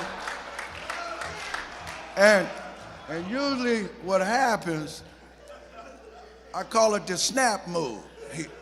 I just missed him. But anyway, it was a tremendous honor when I come down, because I didn't know he was on the Jets. He come down, and I see him, and I stood over him, like he said, and I'm like, I said it a little differently, but what you doing here? You know, and so proud. Hornets, when we get out there, we show up to show out. And that's real talk. And I was so proud for him to be out there. There's two guys from Southeast San Diego playing in the pros, something that we wanted to do all our lives. His father was like my father. His father, Earl, he used to give me 50-cent piece, Kennedy 50 cents, every time I hit a home run. And I was telling one of his nephews a couple months ago at his birthday party, and this is the truth, I still got 47 50-cent pieces. And that was really 2 years of Little League. People don't really know this other than the people that really know me. Baseball was my best sport. But at that time, Maury Wills was my idol. He played for the Dodgers, but he was in the minor leagues for 10 years. And I'm figuring I don't know how long I'm gonna live, but I don't want to play in the minor leagues, you know. I want to get to the show, you know what I mean? So I switched it over and I said, I'll just play football, you know. But getting back to the story I was telling you guys, for the people who were here yesterday, I was the first sophomore that didn't start in high school, my first year, and I made CIF. I was the first CIF sophomore. And they didn't even allow sophomores to play varsity. I was a 9-letter, you know, in my high school career, till Damien came along. He got 12. Because they started in the 9th grade, you know. But it's just such an honor to look over the crowd and see a lot of these guys I played with. And I'm a lot older, not a lot older, but I'm older than most of them. And the thing that I attribute the success I had was, like I said, 40 acres. And that's the boys club, American Little League, Big Gym. That's where we honed our skills, you know. And as my career took off, like I said, we played Ohio State in the Rose Bowl. Ohio State, at that time, was the #1 team in the nation. Hadn't lost a game. Earlier in the season, they beat us like 40-17. 17 points that we received were just mop-up points. So that kind of helped us, because when we played them, well, I got to add this in, excuse me. The way we went there, we had to beat SC. Sorry about that, fellas. I had to throw that in. I got some Bruin teammates in here. You feel me? But anyway, when they came out here to play us in the Rose Bowl, halftime, it was 3-0. We felt we was in the game, you know. They got the 2-time Heisman Trophy winner, Archie Griffin. You know, they got big Pete Johnson. You know, they had 7 #1 draft picks on that team. I mean, they was tough. We came back in at halftime, and offensive coordinator Rod Dahauer and Carl Peterson was my position coach. They came over to me and said, "Are you ready?" I said, "I was born ready." You know, and like I said, being a little guy, I had a chip on my shoulder. You know, it's like inside of every little man there's a big man dying to get out. And I was Fat Albert. Hey, hey, hey. I'm gonna show out, and I'm gonna show up. So, make a long story short, I broke the game wide open. Did some dances, you know, that actually NCAA the next year coined it, it was rule number 8. My number was number 8. No showing out, you know. So, getting on into the pros, I was a free agent. Free agent means that I didn't get drafted. That means no promised money, okay? And my college coach, Dick Vermeil, he had got hired to coach the Eagles after we upset Ohio State. But Philly didn't have no draft picks, you know, next couple of years. And being that I knew him and knew the coaching staff, I figured that'd be the best way for me to try to get in. And as that season went on, we opened up. I ran a punt back. First time in the Eagles history for like 10 years or something. People were going all crazy, you know, I'm happy and everything. Monday morning, they cut me. And I'm like, cut me? You know? Yeah. Gave me the pink slip. Okay, and I'm like, I'm devastated. Because, I mean, I've been an athlete all my life. My IQ in football is higher than most. I'm running the UCLA offense that I was a star of in the pros. Why are you gonna cut me? Charlie Smith was the flanker. Him and Jaworski was, you know, their timing was off. So what they did, they reprimanded him and fired me. I'm just trying to give you guys some history on how this NFL thing works. So, at that time, you only had 45 players. So 45th and the 44th player, they're the least expendable. Meaning, business-wise, we can jockey him around, put him on the wire, bring somebody else in, see how they work out, because you're always trying to improve your team. All right? So they do that. Mind you, this is Monday. Tuesday is NFL day off. Wednesday, they hired me back. Damn, I'm like, okay, here we go. I go, maybe another 5 games, and then offensive guard goes down. Ron Baker goes down. So we got to go out and get a guard. Who they fire again? Wally, let you go. And I'm like, dang. I go back to the hotel. Once again, it's on a Monday. Tuesday's the day off. They bring in a guard. They sign him. Well, I don't know what happened, but Wednesday, go to the hotel, call me up. Hey, Dick want to see you. I'm hustling over there again. Hired me back. And mind you, for something that you wanted to do all your life, I wasn't giving up.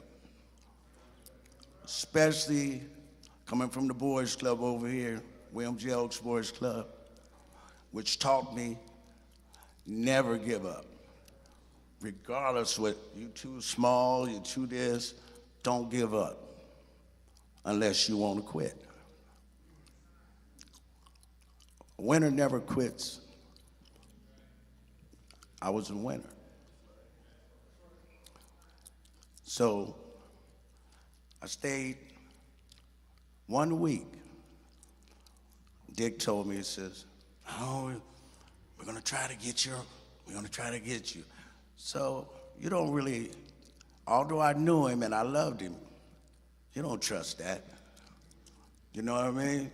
Because I didn't have the complexion to get the proper protection. You feel me? So what happens,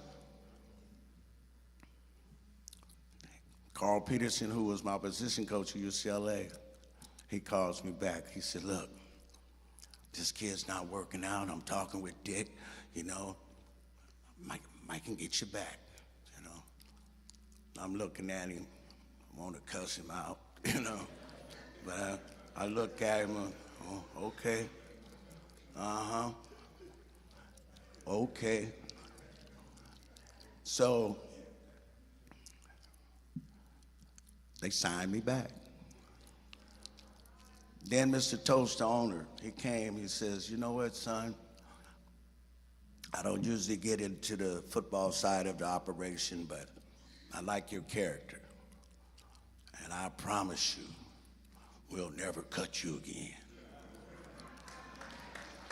Okay. I finished out that year.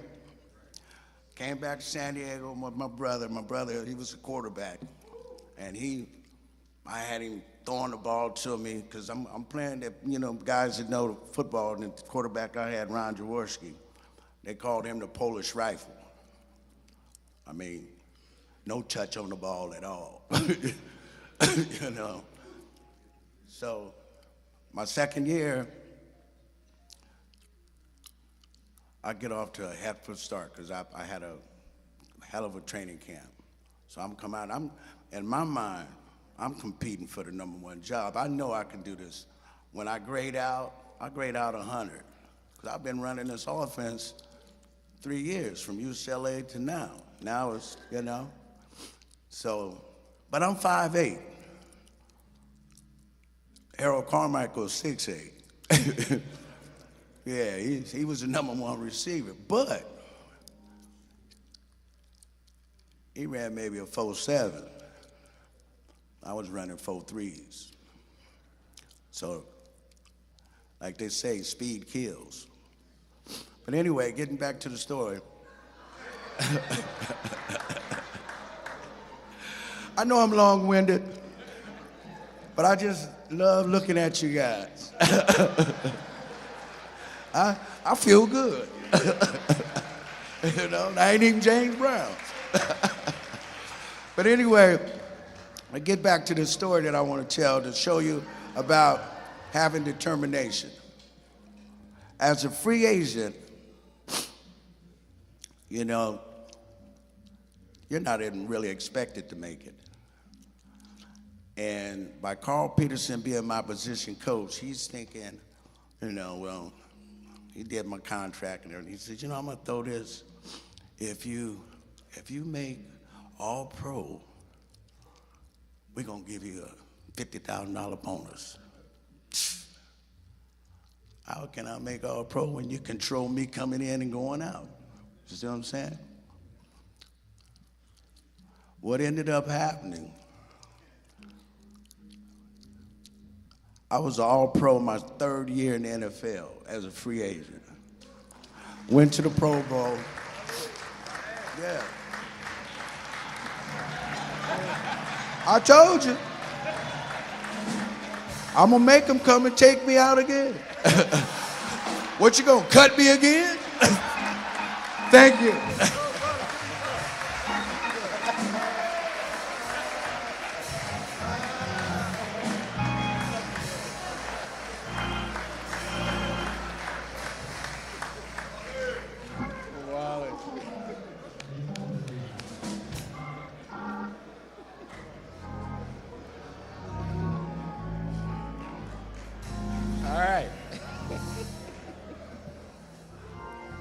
Everybody need to get up and stretch a little bit after that?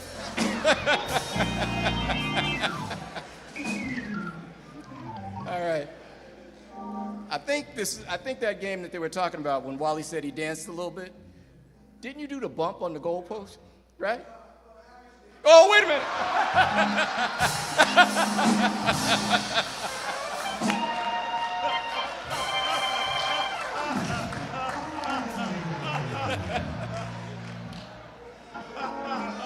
Scott Byers, please come up. And by the way, you're about to get recruited too.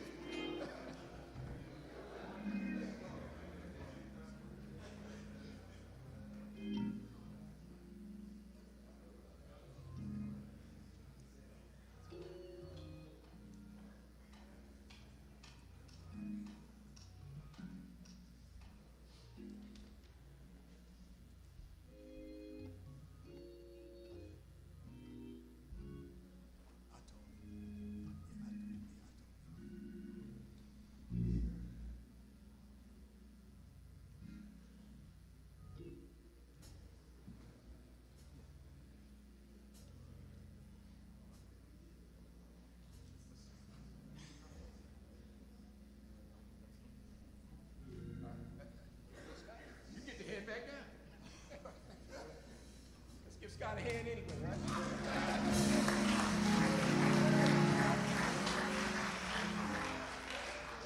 All right, Archie Emerson Jr. Archie? Okay.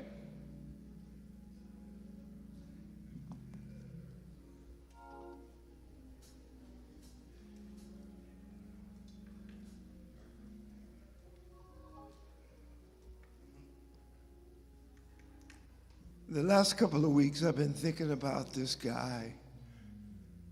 He is my younger brother, but he's been in Canada most of the time. And simply because he lives in Canada, we don't give him respect. I love this guy because of his inner strength, and he plays the position of quarterback that most of us desire and dream of playing. Not only did he play it, he played it well.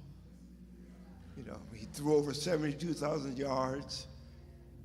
He was inducted into the Canadian Hall of Fame in 2012, and then he was entered into the Canada Sports Hall of Fame 2018. So he's in 2 Hall of Fames in Canada. I think the second one has more interest to me. He's in the Hall of Fame with guys like Wayne Gretzky, and, you know, that's pretty honorable. But, you know, the guy was, before there was a quarterback at Lincoln, there was no quarterback at Lincoln until Damon Allen came. I still believe he's the only quarterback at Lincoln that won back-to-back CIFs. And Lincoln has won several championships, but they haven't been back-to-back. So Damon Allen, it's your time, big guy.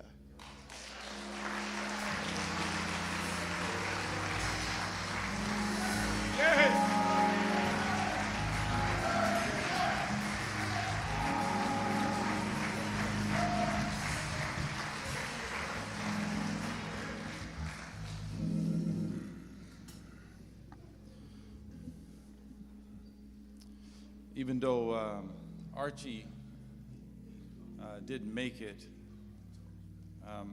I would like to share a little bit about Archie Emerson, who grew up here in Calvary Church.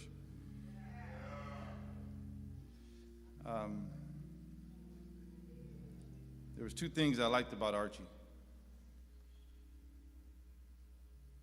He was from San Diego, and he wore the number 9. We had the same number. So I always rooted for Archie when he was playing, but against me, I never rooted for him.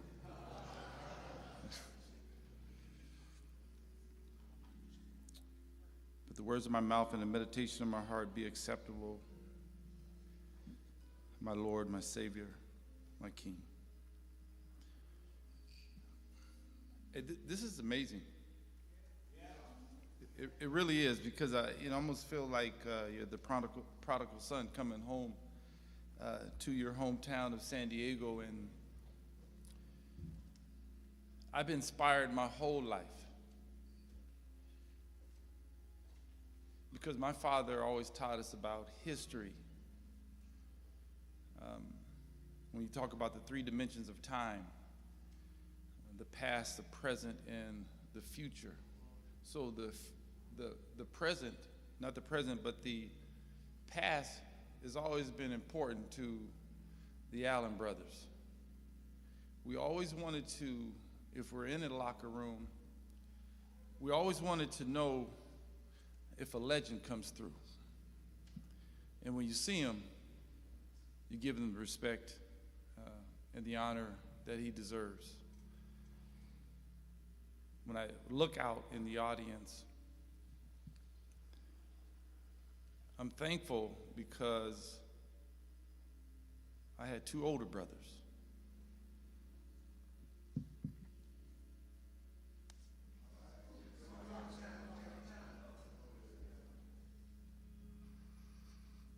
I had 2 older brothers, and I'm a beneficiary of their friendships, because everybody who knew them always encouraged me. And so I'm thankful for all the legends that are here today. I may not have seen you play physically, but I know your name, and I know your last name. And so I would hear about the Davises, would hear about the Wallers.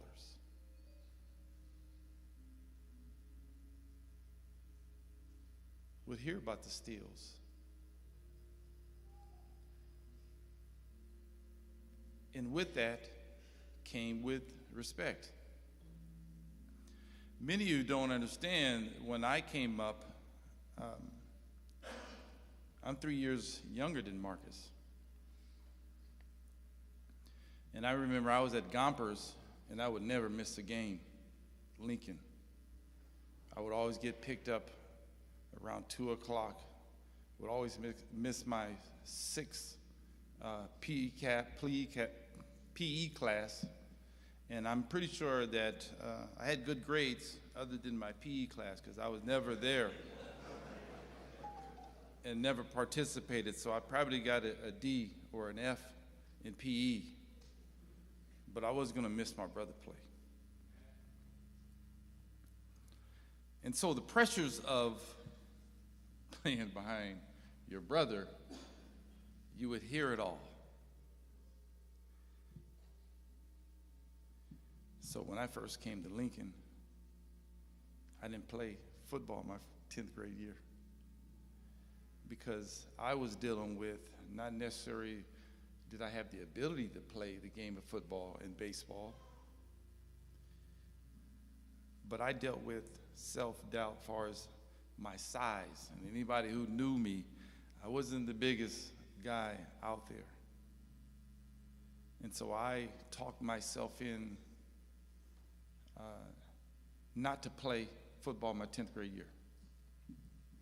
But I was at their practices every single day, sitting in the grass, and there was this coach named Jerry Waldriff. Jerry, you here? Appreciate you, man.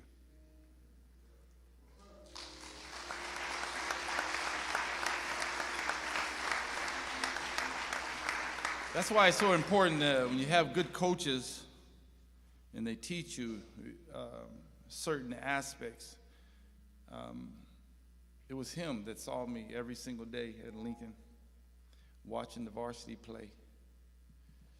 And I think at the time, the JV, their quarterback got hurt. And he came over and said, Damon, we have like 5 games left. You know, I saw you play at VP, play quarterback. You can play at this level.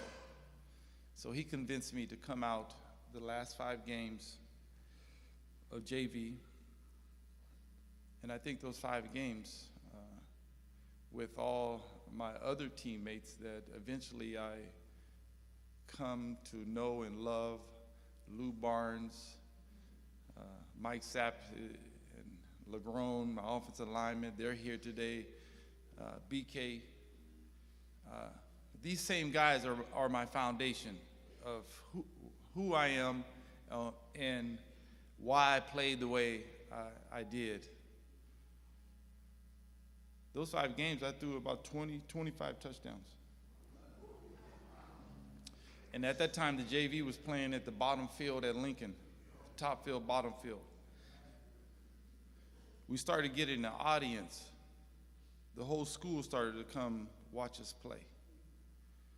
Even Coach Player and all the other offensive coaches.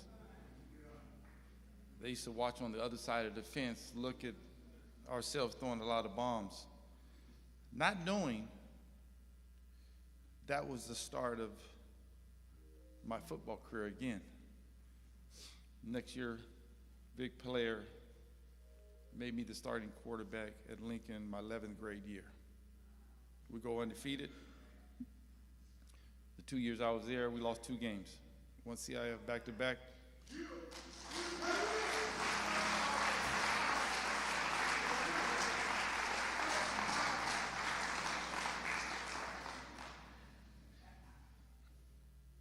To me, that is the foundation.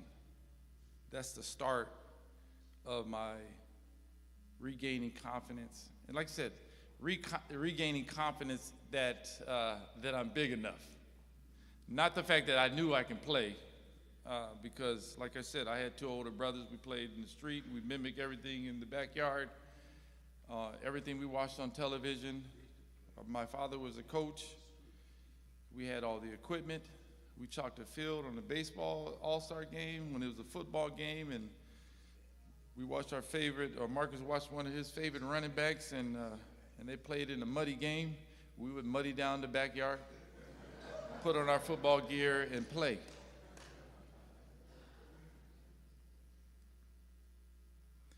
But when it's all said and done, my family is really the foundation.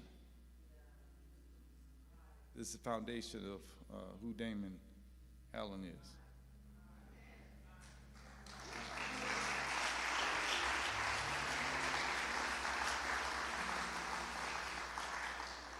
And everybody who knows my father, Red,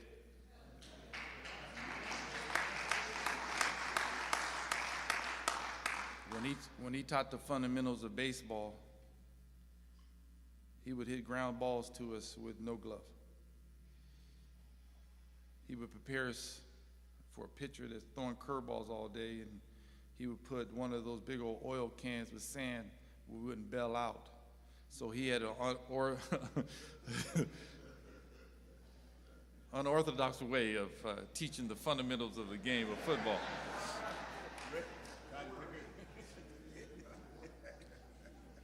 And what's interesting, Mark was telling about him playing the Candle Braves, and my father was the coach. Mark was a second baseman, I was a shortstop, and they called me Little Maury Wills because I had a big afro.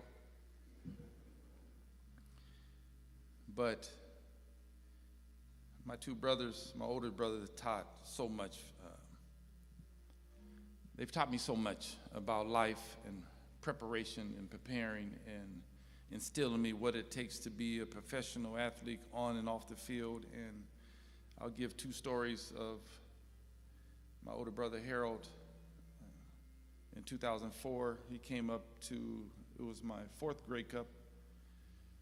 And I remember, and I'm one of those guys that, you know, game day, I've already put in the work, it's chilled. I'm just waiting for the game to play. So I'm very calm and cool.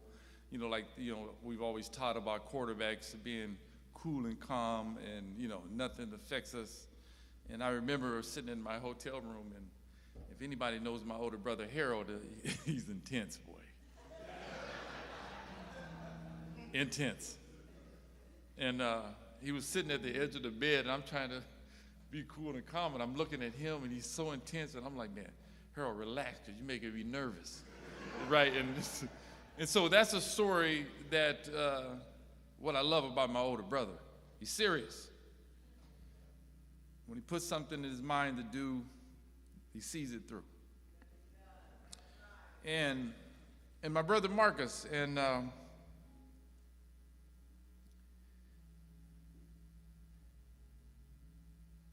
one of the reasons I picked number 9 throughout my career, because he wore that number.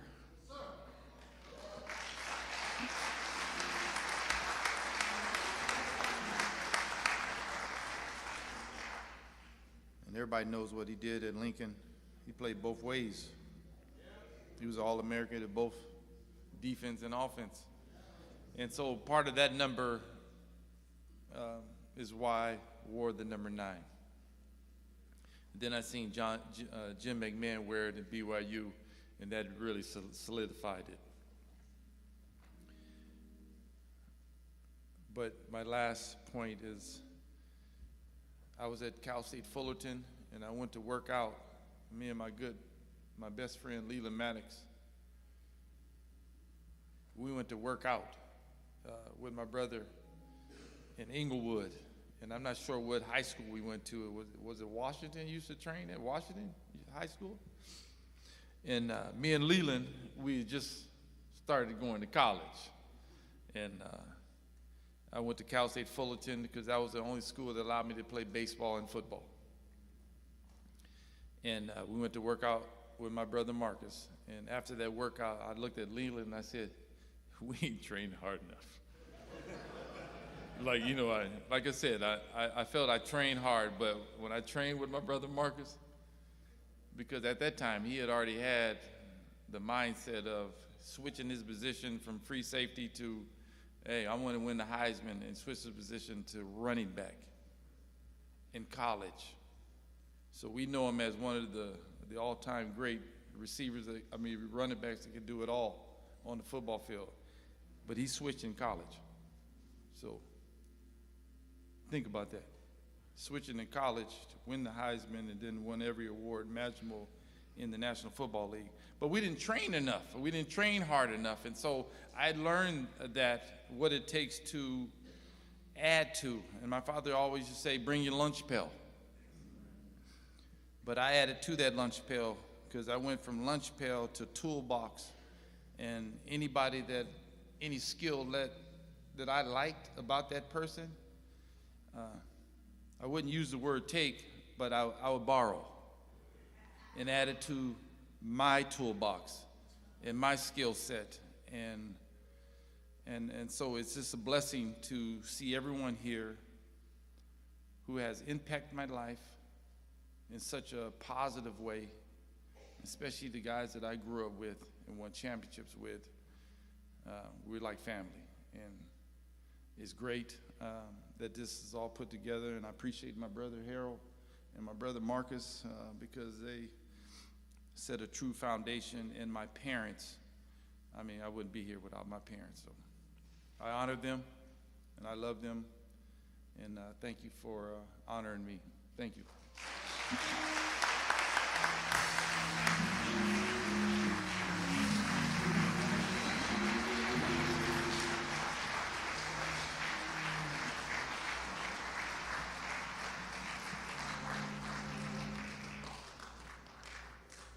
Mr. James Primus.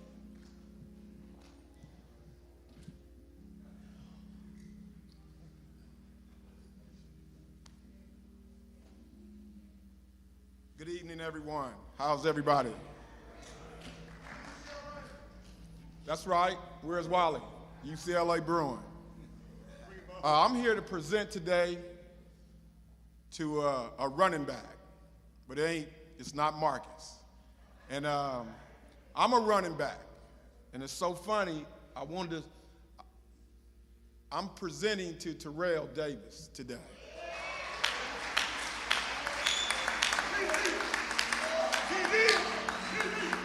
Who has represented the running backs that come from San Diego, and there's a line of them. And I'm fortunate to be one. Quick story. And I want to thank Harold for allowing me to come up here and be able to present and to see my community. Now, I've noticed all the athletes either went to Morris, Kearney. I came from Sweetwater High School. But let me tell you something, dog. My first 3 primary grades, kindergarten, first grade, and second grade, was at Baker Elementary, across from Ocean View Park. Where what was there to the right? The Black Panther Party. You know what I mean? And another thing that I noticed, and I have to say this, is that a lot of the athletes here talked about their dads. I was born in Yuma, Arizona. My mom moved here to San Diego when I was 5. I was from a single family. I'm an only child. I didn't have a big brother to look up to. But I want to thank one gentleman here named Joe Bond. Y'all know Joe Bond?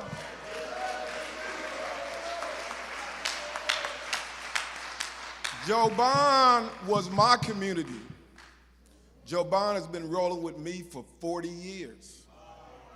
I've been talking and communicating with Joe Bond since 1983. When I went to UCLA, I used to see Joe Bond and run into him, and we've been communicating ever since then. But I'm here to talk about Terrell, and he talked about, and it's so funny how there's parallels between my career. I played at Sweetwater High School. I was MVP, Player of the Year, 27 touchdowns, all of that. But I just always played the game. I didn't have a brother to say, I want to go to the NFL.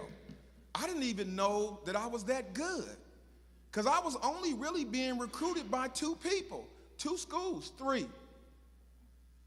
I was being recruited by Arizona State.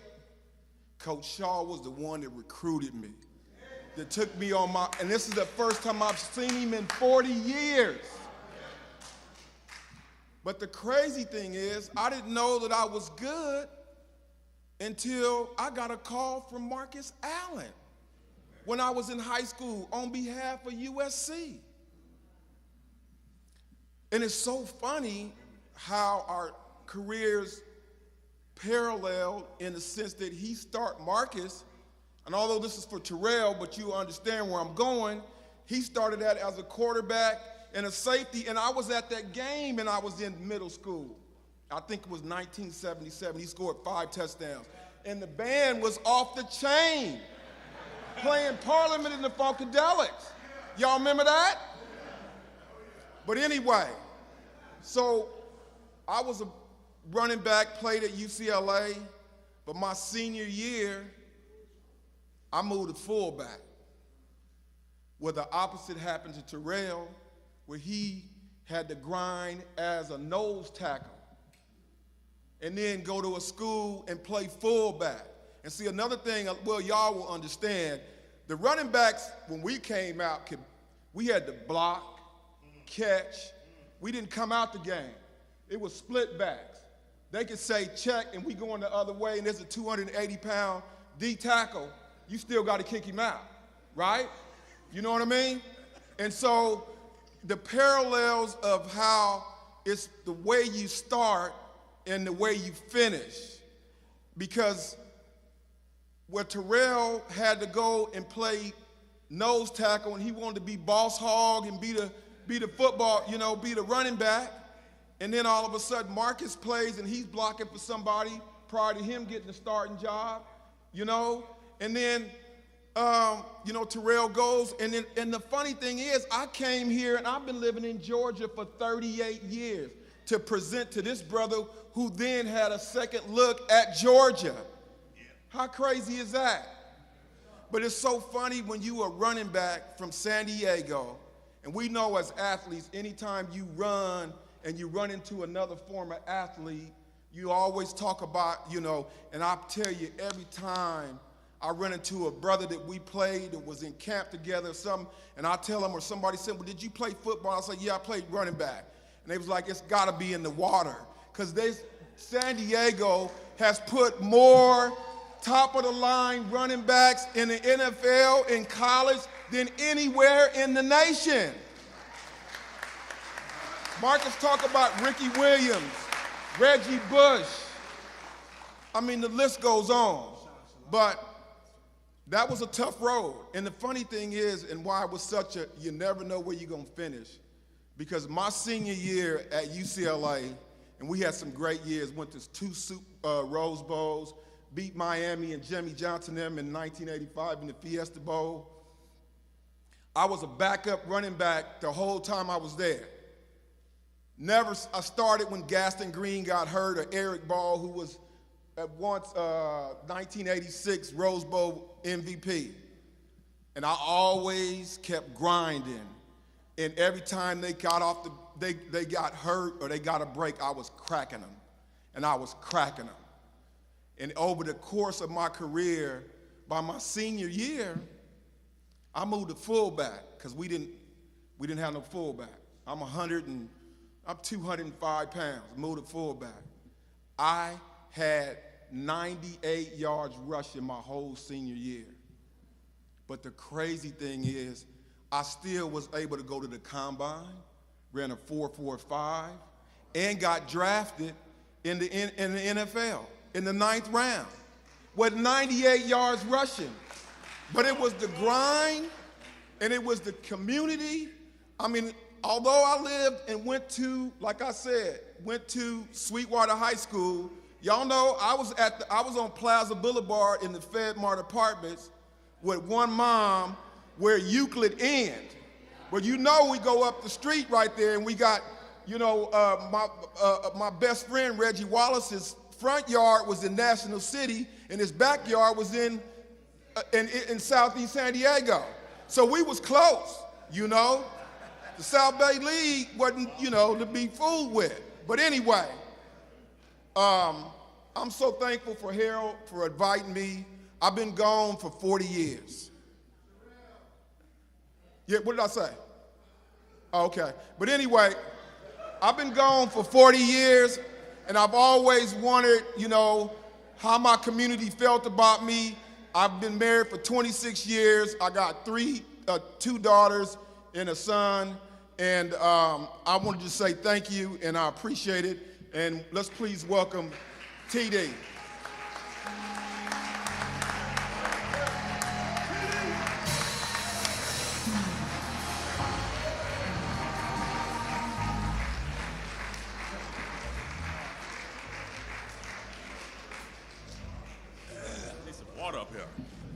Hello, everybody. Hello. Man, this is awesome. This is awesome. This is beautiful, man, to see all these brothers and sisters in this room. Getting a chance to come back to a city that I was born and raised in, San Diego, baby. So it's been in the blood for a long time, and I was born here again. I was raised over in Logan Heights and the Mountain View area, and going over to South Crest Park and playing for Valencia Park Pop Warner, going to Keeler Middle School, and then going to Morris, which wasn't the greatest experience, but it was necessary. And Coach Davis was there, my PE coach, and I think I have a similar story to Damien, man. I think I flunked PE too. I know I did. I flunked PE. I flunked every course my freshman year. And then I had a tragic situation happen. My dad died when I was in the 9th grade, and that's when life kind of took a turn for the worse. And as a 9th grader with no direction, really at the time my dad was my only, I guess, role model at the time, and so losing him went off the deep edge. But there was a situation that happened that kind of got me back on track, and I do want to thank a couple of brothers who were on the other side of that. And Saladin Martin was at Lincoln when I transferred out of Morris. Yeah, he became really instrumental in my kind of taking that role. of my dad, Frank White, who was here yesterday. He's not here today, but he became another black male role model in my life. Big player, which was instrumental. He was not only my history teacher, but he was my head football coach. So I had never had that before. That was an interesting experience, but you know, but it was great, man. So I had a chance to kind of get things back on track at Lincoln, which, man, I can't thank that high school enough for just providing enough. Yeah, Roy Reed, Charlie Polk. These were all black men in my life that I had really had. Man, you look like my brother, man. What's your name, dude? You're throwing me off a little bit. You, what's your name? No, right here. You. Yeah, what's your name, man? Reggie Wall? Reggie Waller. You look just like my brother Joe Davis, man. I mean, identical. I'm over there filming you and taking photos of you, man, because I'm like, that looks like my brother. I gotta send this to my mom. You tripping me out, dude. You are tripping me out right now, man. Straight up. But anyway, back to my. No, man, listen.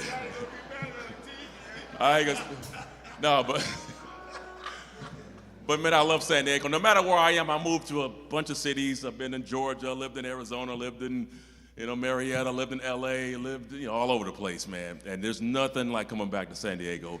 I'm always gonna believe that.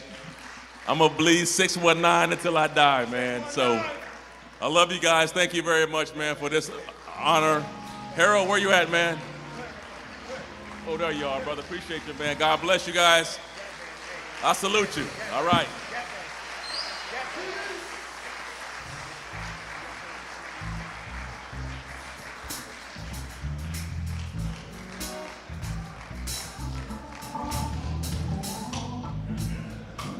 Coming to the stage, Mr. Michael D. Hayes.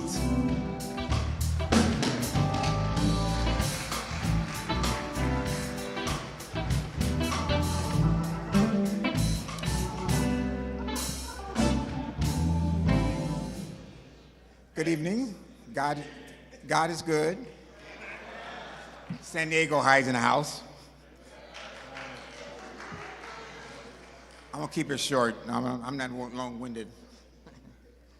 When I was a senior running back at USC, Marcus came in as a freshman. He had big eyes, had big dreams, had a big heart. Ladies and gentlemen, Marcus Allen.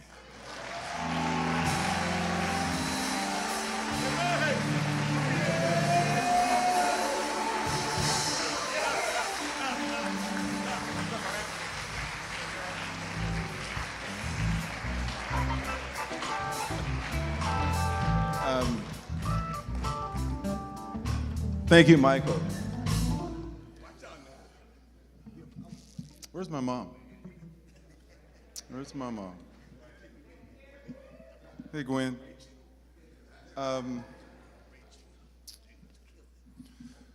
When you come into this world, you don't ask for great parents. You don't ask for a great big brother. You don't ask for great siblings. You don't ask for a great community. You don't ask for role models.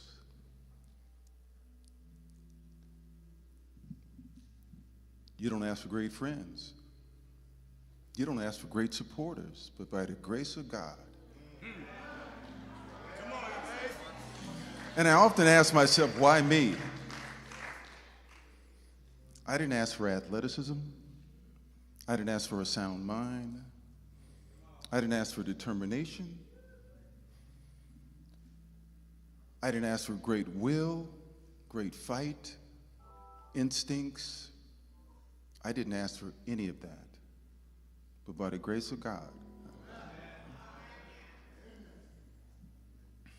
Harold's always been my hero. You couldn't ask for a better big brother. Amen.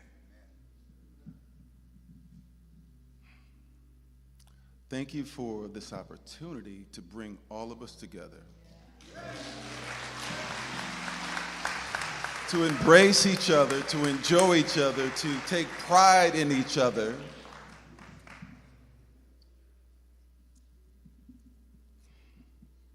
I've often celebrated others more than I celebrate myself. For many years, going to, well, Damon and I's career sort of paralleled, so I never really got a chance to see Damon play professionally. And one of the greatest days of my life was to see my brother when I went to Ottawa rather. Was that your 5th or your 4th Grey Cup? 4th Grey Cup, I saw him. It was maybe, 25 degrees, bitter cold.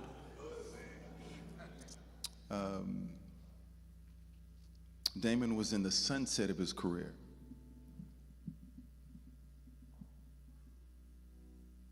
But he played like it was the beginning of his career.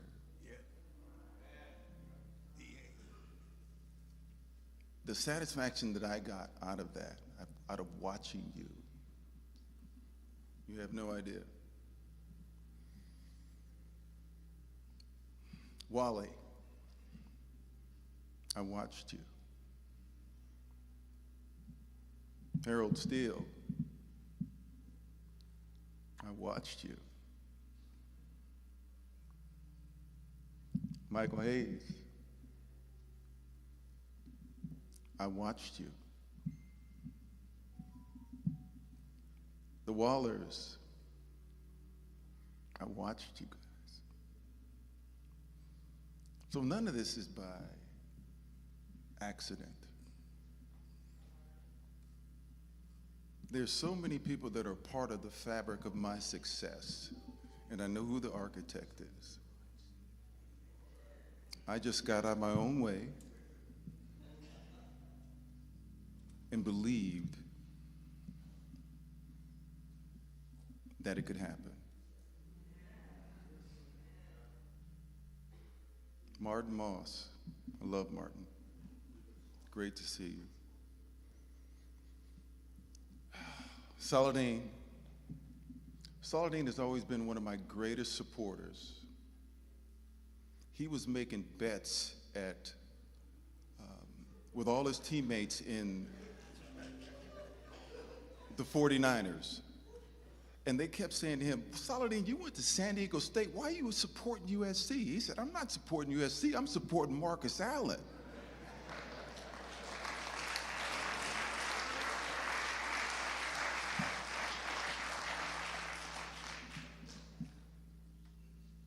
They say next to a parent, the coach is the number one person that impacts. And all you athletes know that's our lives, right? Coach Shaw,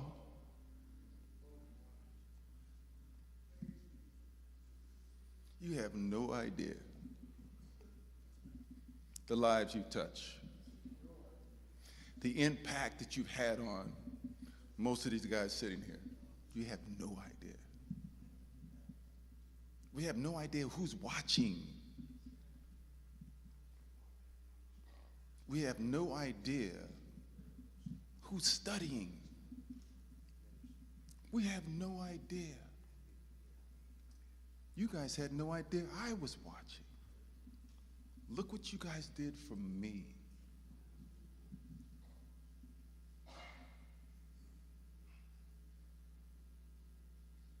Again, my brother Harold is, I can't say enough good things about him. He has a heart of gold. A heart of gold.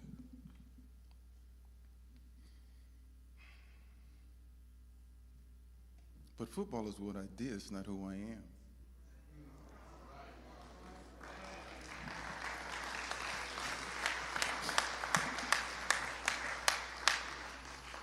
My parents didn't articulate this way, right? But I tell myself every single day, my son did not ask to come.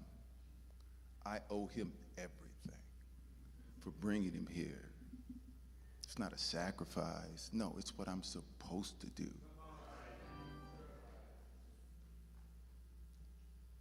And my dad's not here, but and my mom is here as well, but they didn't articulate it that way, but that's how they raised me, with such love and enthusiasm and always present. As Harold and Damon articulated earlier, it's like we didn't have to look any further than a dining room table for the people who cared about us the most.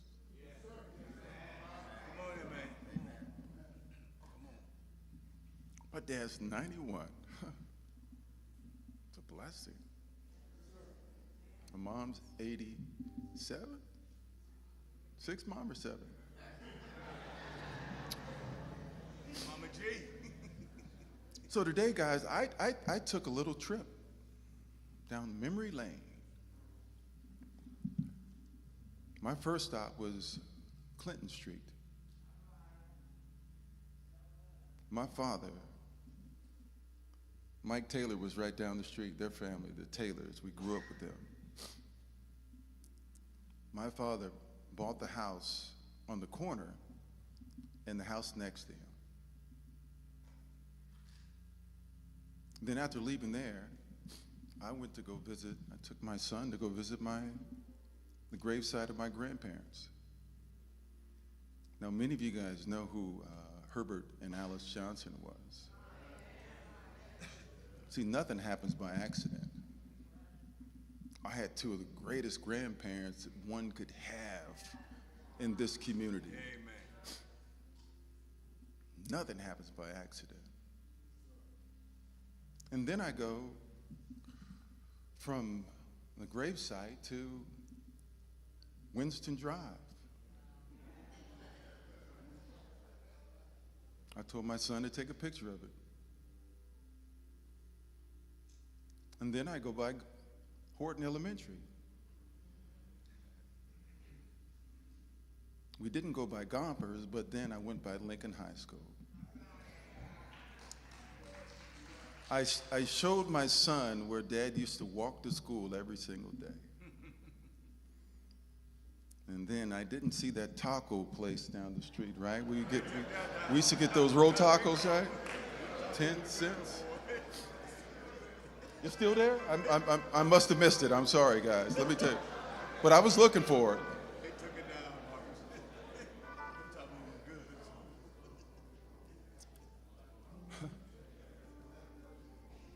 I wanted him to see where I came from, what made me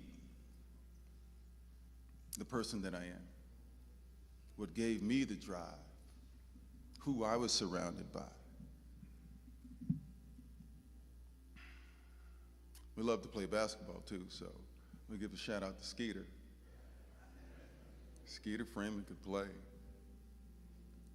San Diego had so many talented athletes. Unfortunately, guys, as good as we are, we know there were some guys that were actually maybe even better, but unfortunately didn't do the things that were necessary. So this room could be even filled with more guys. And just to give you an example of all the people, guys, that, we talked about, you guys mentioned, didn't mention Rashawn Salam. Guys, I grew up down the street from Monty Jackson and Terry Jackson. They ended up going to Santa Augusta, but they were, for many years, Monty Jackson was considered one of the best DBs in the National Football League. Eric Allen, Buster Point Lumber, but he grew up in the community. You got Hall of Famers, you got MVPs, you got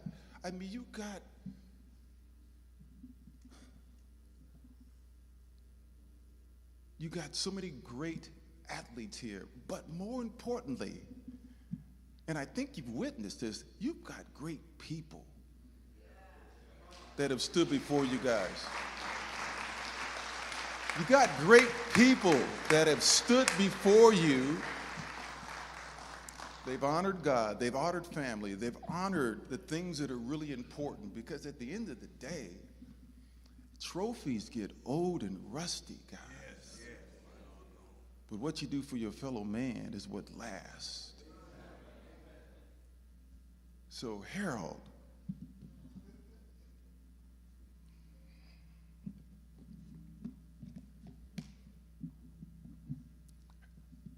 I live in Georgia now. Harold moved to Georgia. Frankly, I never thought I liked the South, but I love it. But to have my brother there, my big brother. Harold was Mr. Lincoln before I became Mr. Lincoln. Hey, 77, baby.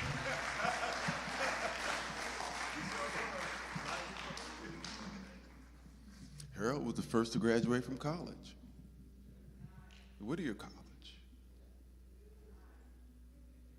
So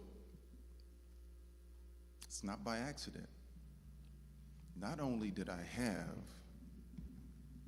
great role models and people to aspire outside my home, I had great people inside my home as well. So thank you from the bottom of my heart for just being here, not for me, but to honor him, his vision.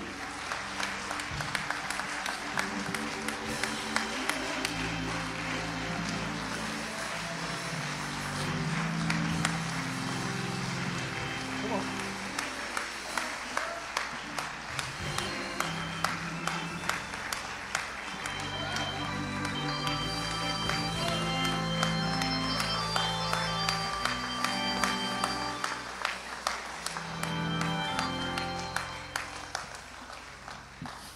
He wears his heart on his sleeve, ladies and gentlemen. My big brother. Again, give him a round of applause.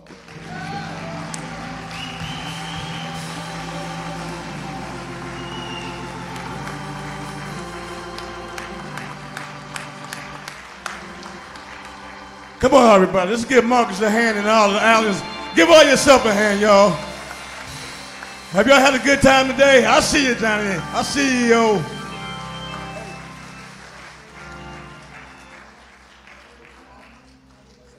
I'd like to ask EO to come up now. Come on up here, EO, and do this last song. Bree? Where's Brianna at?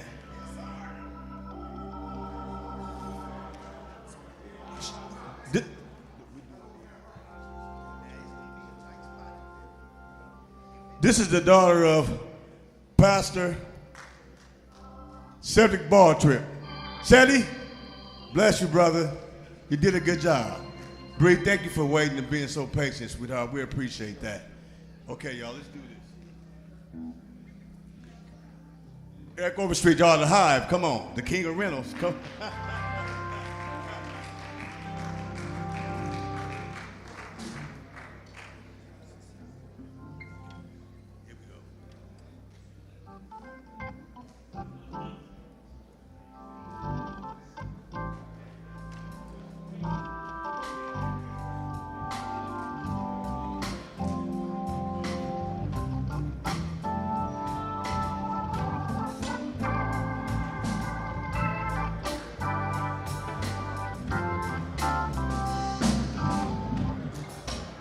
Took me a while, but I'm finally here. I just want to testify and make it crystal clear. See, I've been picked out to be picked on, talked about at my friend's mouth. I've been beat down till he turned my life around. Turn my life around. Seems like I always fall short of being worthy, 'cause I ain't good enough, but he still loves me. Ain't no superstar, spotlight ain't shining on me. 'Cause I ain't good enough, but he still loves me. I used to wake up some days, wish I'd have stayed asleep, 'cause I went to bed on top of the world. Today the world's on top of me. Everybody's got opinions, they ain't been my position, and that it breaks my heart when I hear what they have to say about me. Oh,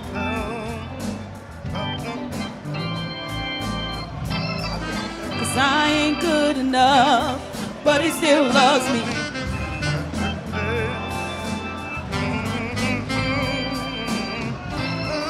'Cause I ain't good enough, but he still loves me.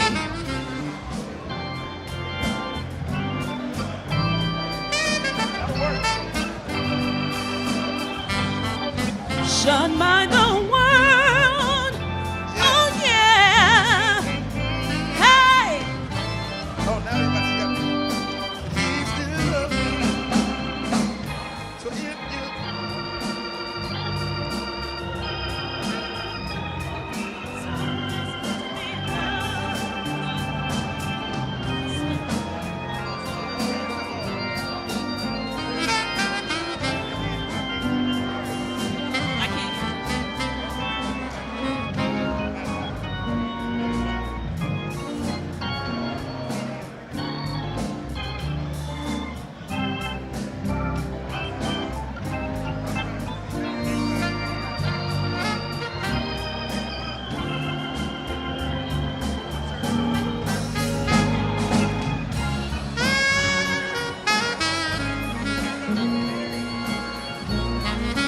I ain't good enough, but he still loves me.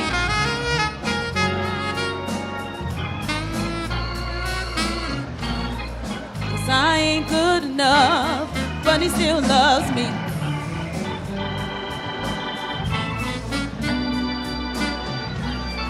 Yes, I ain't good enough, but he still loves me.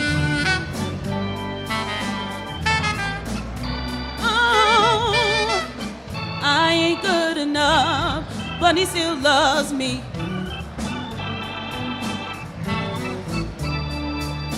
No, I ain't good enough, but he still loves me. No, I ain't good enough, but he still loves me. No, I ain't good enough, but he still loves me. No, I ain't good enough, but he still loves me. No, I ain't good enough, he still loves me.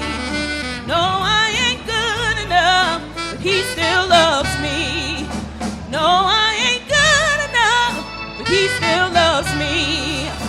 No, I ain't good enough.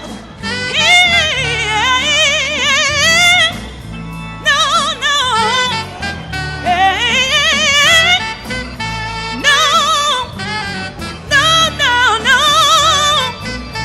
Ain't good enough. He loves me. He loves me. He loves me. No,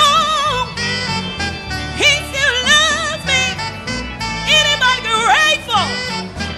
Anybody thankful?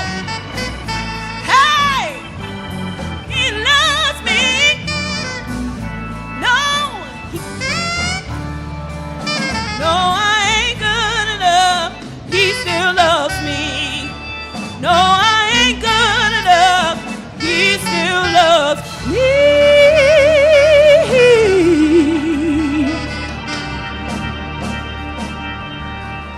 Brianna Brownie, y'all. God bless you, baby. Y'all be safe out there. Pastor Stafford, God bless you. The shepherd of the flock. I see y'all, y'all. Kevin